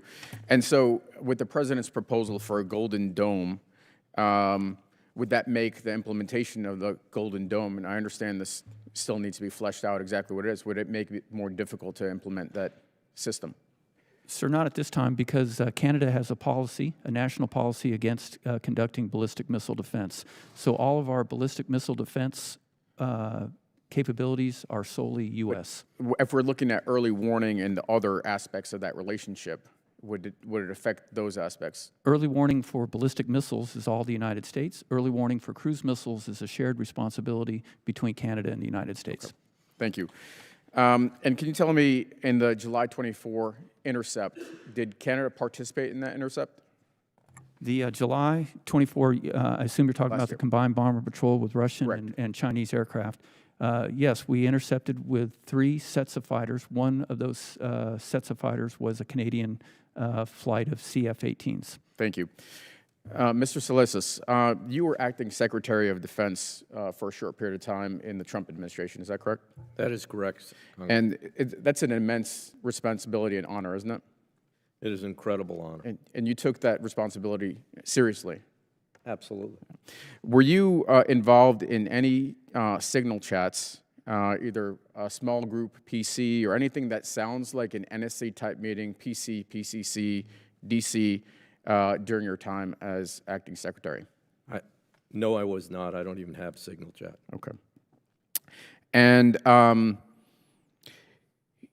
part of your responsibility as a secretary was to enforce good order and discipline, is that correct? That is correct. And if a service member had violated operational security, would you expect that there would be charges on that service member? We have policies that govern what we do in security violations. Yeah. And so, have you read the signal chats, the reports on the signal chats? No, I have not, and based on it being under review, I think it's inappropriate for me to comment on that. Okay. But you have not read the chats, that article? You're not familiar with that? I'm familiar that it's out there. I haven't read it. But okay. You said you don't have signal, is that correct? That's correct. Okay. Well, it's my opinion, and the opinion of many, that especially for my time as a member of the National Security Council staff, that those chats were completely inappropriate. I was frankly floored seeing that there was a small group PC that was on Signal, and a non-secure non-government system. And as a service member, as a commander, I certainly would have been preferring charges on somebody that committed that violation. As a JAG officer, I've been preparing to prosecute those. And when you have a spill, you have to investigate the spill, you have to remediate it, because you have to understand the full scope of the damage, and you have to hold people accountable. And I haven't seen that yet, and that's a major problem. Thank you. I yield back. Gentleman yields back. Chair now recognizes the gentleman from Guam, Mr. Moreland. Thank you, Mr. Chairman. Assistant Secretary, hey, thank you for meeting with me just last week during your visit to Guam with Secretary Hegseth. The Secretary demonstrated a historic commitment to support Guam and build out the right missile defense system for the island. Another administration priority has been the development of the Golden Dome to protect the entire United States. So how will Guam's missile defense be part of this Golden Dome approach? And how would the Golden Dome make the people of Guam safer? Thank you, Congressman, and it was a pleasure to meet you as well. As you noted, Secretary Hegseth actually was the first secretary since Donald Rumsfeld to visit Guam, so he was very proud to be able to do that and note that Guam is part of the homeland. And so, as you know, it's a high priority to appropriately defend Guam, and that will definitely be part of considerations as we consider the larger Golden Dome initiative. Excellent. Let's see, a program that I also supported is the National Guard State Partnership Program, which SOUTHCOM often relies upon to work with regional partners. I'm particularly proud of Guam National Guard's work in their state partnership with the Republic of Palau and the Philippines. So, Admiral, given that there was 18 U.S. states that have established National Guard partnerships with Latin America countries and 30 participating partner nations within your area of responsibility, have you gained any insight which can help Congress further support the state partnership program? Thank you, Congressman. The state partnership actually have 24 states supporting 30 countries in the region. They do typically over 325 activities in the hemisphere, so it's a great lever. It's probably one of my largest levers next to security cooperation.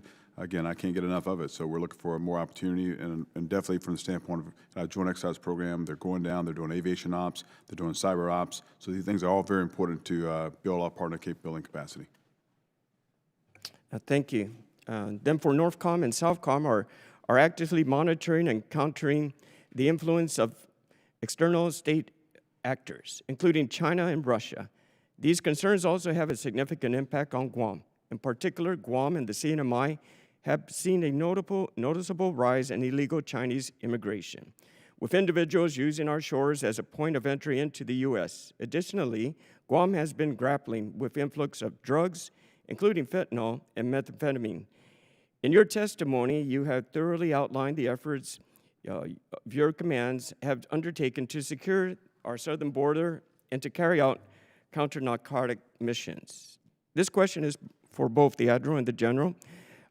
What have been your most effective strategies for addressing illegal immigration and narcotic trafficking across the southern border? Congressman, the most effective technique we've used is partnership with Border Patrol. We serve in 9 different mission areas that are Border Patrol mission areas where they just lack the capacity, not the capability, but the capacity. And so our ability to fill in with military capability there has been helpful. But over the last 2 months, being able to also provide unique military capabilities that aren't resident in DHS to help complement those mission areas that are, has led to or contributed to the dramatic reductions that we've talked about here today. With regard to the counter-drug piece and migration both, I think first of all, consistent presence is required for the to interdict and that mission there for the drug, so we'll continue to do that. We work that very closely with our partners. Right, so our allies and partners contributed to over 80% of our interdictions last year along with us. So again, we look at that piece there, building capability and capacity for our partners. I look at the Panamanian example, specifically going through the Darien Gap. They've been able to close that gap down. Again, so working with our partners and security cooperation helps them to achieve that. Okay, the Guam Missile Defense System is being built to protect the people of Guam and is a critical military logistical hub in the Indo-Pacific from ballistic missiles. And this question is for General. In your testimony, you spoke about the need to improve our ability to detect and track incoming threats, such as missiles from our adversaries. Are current systems being developed and implemented going into providing tracking across the Pacific to also support Guam Missile Defense System? And if not, what else are we doing to ensure that it does? Congressman, my responsibility is to defend the continental United States, Alaska, and Hawaii, but the systems and INDOPACOM is responsible for defending Guam. However, the systems that Gentleman's we're time's talking about- expired. Chair now recognizes Mr. Bell of Missouri. Thank you, Chairman Rogers and Ranking Member Smith. Hello, General Guillot, Admiral Halsey, Mr. Leonardo, and Mr. Celestis. Last year, we saw a notable increase in drone and UAV activity near sensitive infrastructure, including military installations. In my home state of Missouri, we're proud to host several crucial and vital military and intelligence installations, including NGA West in my district in St. Louis. I'm deeply concerned regarding the threats unauthorized drones pose to our intelligence operations and military personnel. General Guillot, are there additional authorizations NORAD and NORTHCOM need that could help enhance their ability to detect and counter unauthorized drones and UASs? Congressman, the biggest benefit that we would get would be from expanding 130I authorities to include information sharing on those tracks with federal, state, and local law enforcement, would be to classify all DoD installations as covered under 130I instead of just select ones, and then also to expand the area that we can engage a UAS instead of being limited to the perimeter of the installation to go slightly outside so we can get UAVs that might be looking across into our installations, or somebody that we detected and is trying to get away, that we can get them and capture whatever it is that they surveilled over our installations. Given the critical role that geospatial intelligence plays in air defense with the development of hypersonic weapons and advanced drone technologies by our adversaries, how does NORTHCOM collaborate with NGA West to enhance and optimize the operational effectiveness and mission planning of our Air Force's assets? Sir, they're an extremely important partner with us. In fact, we have a presence in our headquarters of NGA personnel because of the day-to-day reliance we have in all of our mission areas. To be clear that every advanced mission we do includes NGA capabilities. Admiral Halsey, given the Trump administration's waiver for funding the multinational security support mission in Haiti and the recent delivery of $6 million in armed vehicles and heavy equipment to Haitian National Police to combat gang violence, with Southcom playing a key role in delivering the support, can you outline whether Southcom plans to provide additional equipment or resources to the MSS or Haitian National Police? Congressman, there's been no decrement in funding at this point. I have funding to the end of the year to support the Haitian National Police and the MSS mission. So right now, my role is to provide logistics, supplies, service, and support. I've done that since the airport was closed, and I continue to do that to this day. And how does the ongoing insecurity in Haiti impact Southcom's operational readiness, particularly in addressing broader regional security challenges? I think we've watched this, the Haiti problem very closely. That's one of the key items I've been watching for the last couple of years. I would say that as we continue to go down this path, if the unrest continues, it will require more support. We look for a continued push, and hopefully the international community would come in as well to do a UN peacekeeping mission. That's probably the way forward. Thank you, and I yield back. Gentleman yields back. Chair, and I recognize the gentleman from North Carolina, Mr. Harrigan.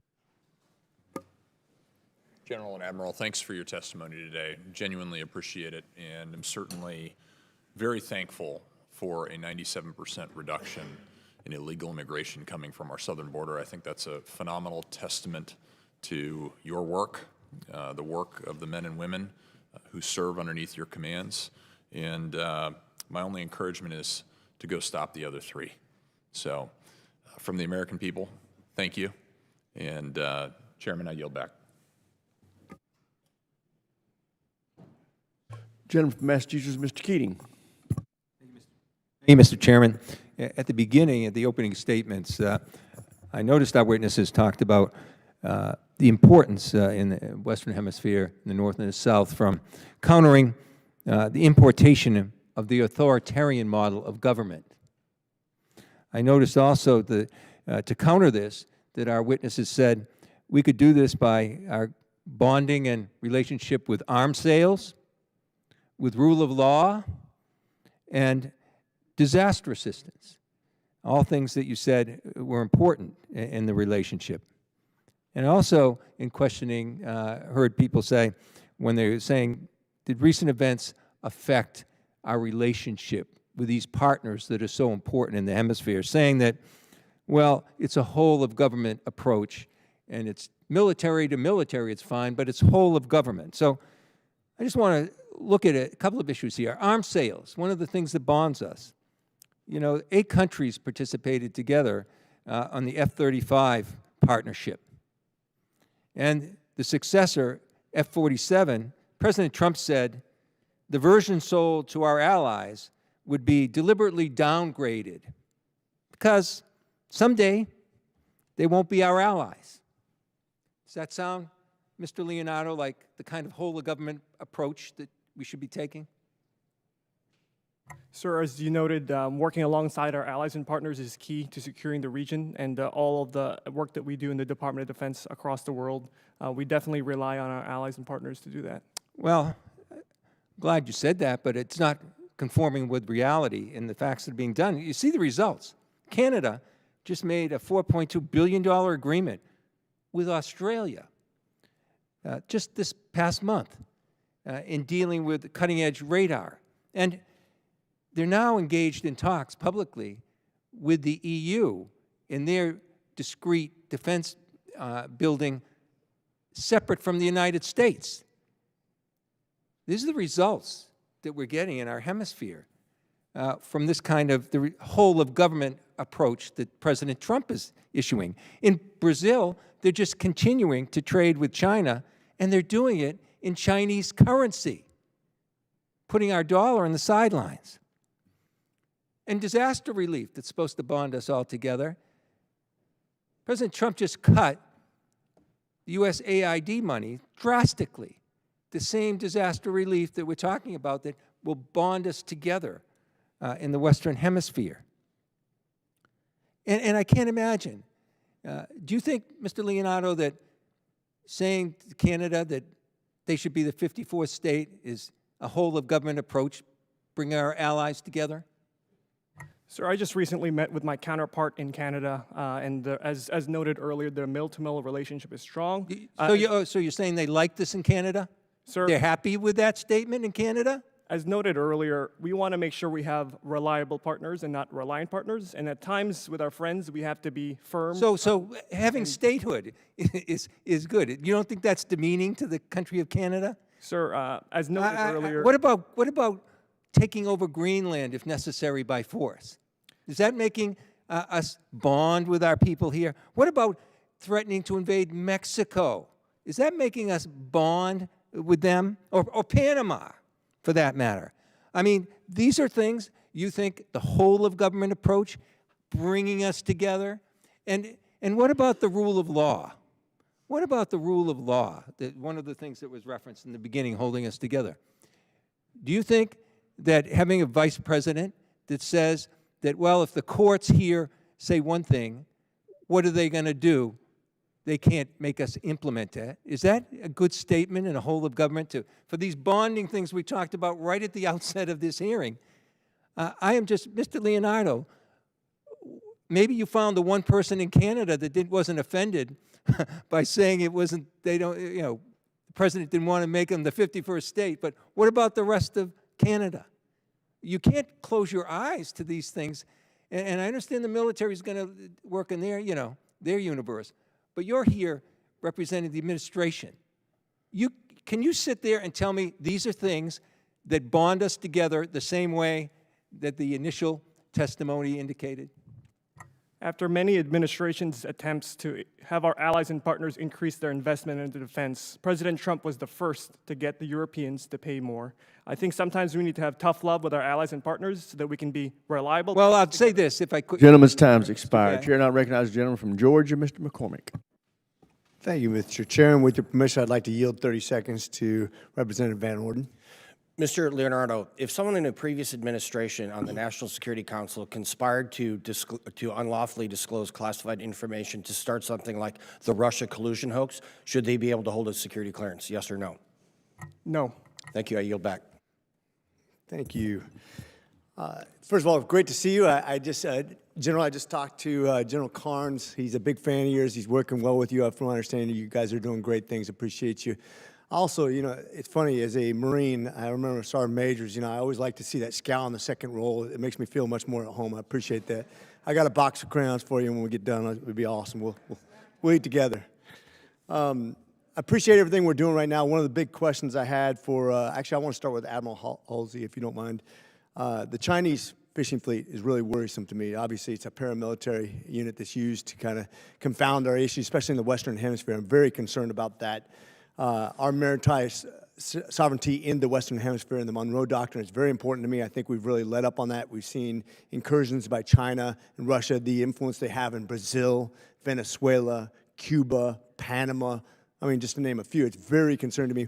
What do you think our best tools are to combat that, not only militarily, but also from a PSYOPs? I think the best tool goes with presence, right? Presence means power. It sends a strong message. But also, security cooperation allows us to give a chance to build our partner capability capacity. One of the key things our partners are asking for is maritime domain awareness to get at the fishing fleet. They don't have the assets to get out there. They don't actually see what's out there, right? So we have to make sure we continue to build their capability capacity and have assets to support them. Thank you. And what assets are we lacking? I know that when you talk about a paramilitary force, it's hard to confront directly, obviously. We know what they're doing for intel. We know what they're doing to confound us.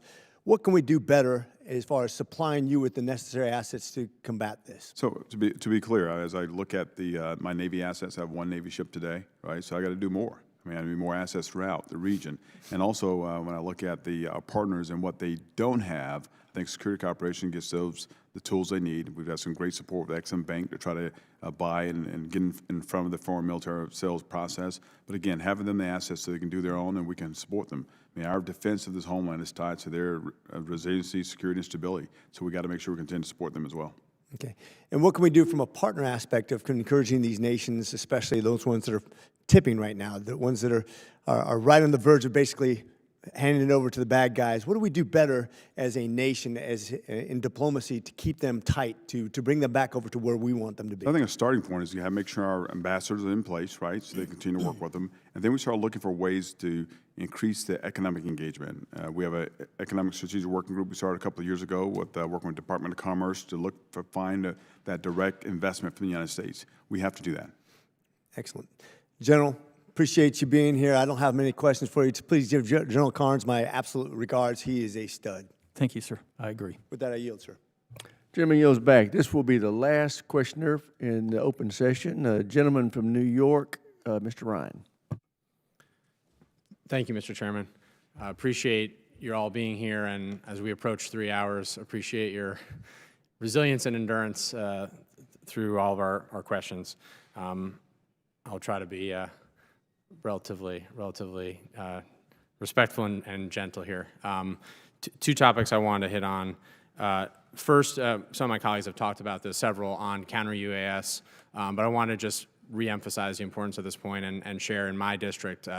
We have a really interesting setup where we have Stewart Air National Guard Base, which is both Air National Guard, but also an actual international civilian airport, which presents a lot of complexities. And late last year, we actually had a series of controlled airspace drone incursions in December 2024, including several very, very sizable drones that were within 25 feet of our C-17 fleet at Stewart. The airport actually had to close down under on the FAA side, which is in and of itself unprecedented. And in conversations with leadership there at Stewart, they are still doing their best, certainly, and working very, very hard, but feel that they still don't have full clarity on authorities, and I appreciate some of your answers on that, General Guillot, today, and also certainly don't have the tech and some of the other support pieces that they need. So on that note, General Guillot, you talked about 130I. Have you actually recommended to the Secretary that all installations have that? I know you said that in your previous answer. Has that recommendation been made? Yes, Congressman, I have made that recommendation. Is your sense that that's moving quickly, or that there's anything we can do to accelerate that given the urgency? Sir, it's been well received, and I think it's moving quickly. That and the other three elements that I brought up that I think we need to better address this threat, this growing threat. Thank you. And I think it was my colleague, Mr. Whitman, spoke about sort of deploying some sort of relatively rapidly deployable set of tools. Is that something that the committee can support, or that we can support to push on? Congressman, I'll take any help I can get there. We have the authority now to use flyaway kits. I think we have the great relationship with FAA that would allow us to operate them quickly. We just need to procure and field those kits so we can respond to Picatinny and Stewart in a fast. My goal would be inside of 24 hours being able to respond. And just to build on that very quickly, to their credit on the ground and partnering with the TAG in New York State, there are some very sophisticated tech capabilities there at Stewart that they're exercising and practicing now. And so figuring out, to the chairman's point and the ranking member's point, how to speed up the procurement of those exact kind of capabilities, I think is something we're all keen to push on. Very quickly, I wanted to shift to a different topic and bring both General and the Admiral into this, and possibly you, Mr. Leonardo, as well, if we have time. There was very concerning reporting about a potential consolidation of Northcom and Southcom into a new entity. Not a lot of public details available, but I want to commend and acknowledge my colleagues, including Chairman Rogers and SAS Chairman Wicker, speaking out, saying at a minimum, we're very concerned about reports that this is being considered, and, quote, we will not accept significant changes to our warfighting structure that are made without a rigorous interagency process, coordination with combatant commanders and the Joint Staff, and collaboration with Congress. Actually, I'll start with you, Mr. Leonardo. Is that happening right now? Is this real? Is this just another thing that's sort of been put out there, or is there an actual interagency process playing along, and do you plan to update the Congress and this committee on that? I don't want to get ahead of internal deliberations, but I will note we want to maintain a strong collaboration with Congress to make sure that you have up-to-date information. And I'll also note, as I started today, the Homeland and Western Hemisphere are high priorities for this administration, so any such decisions would have to weigh against what resources are necessary in order to fulfill the missions that we need to do in those areas. Do you acknowledge, and does the administration acknowledge, that this would require an actual act of Congress to do? I wouldn't like to speak on the hypothetical questions. Well, it's not hypothetical. I'm asking you, would removing a combatant command, which has been proposed, require, or merging to be specific, require congressional approval and ultimately authorization? I'd have to review with the lawyers, sir, whether or not that would require congressional authorization. I know I'm out of time. I appreciate it, and I know we're at the end. Thank you, Mr. Chair, for giving me the time. I'll yield back. Gentleman yields back. We will now recess this open session and move to 2212 for the closed session of the hearing, which will start at 10 minutes after 1 o'clock. Let's say the committee stands adjourned. Committee stands adjourned. Yep.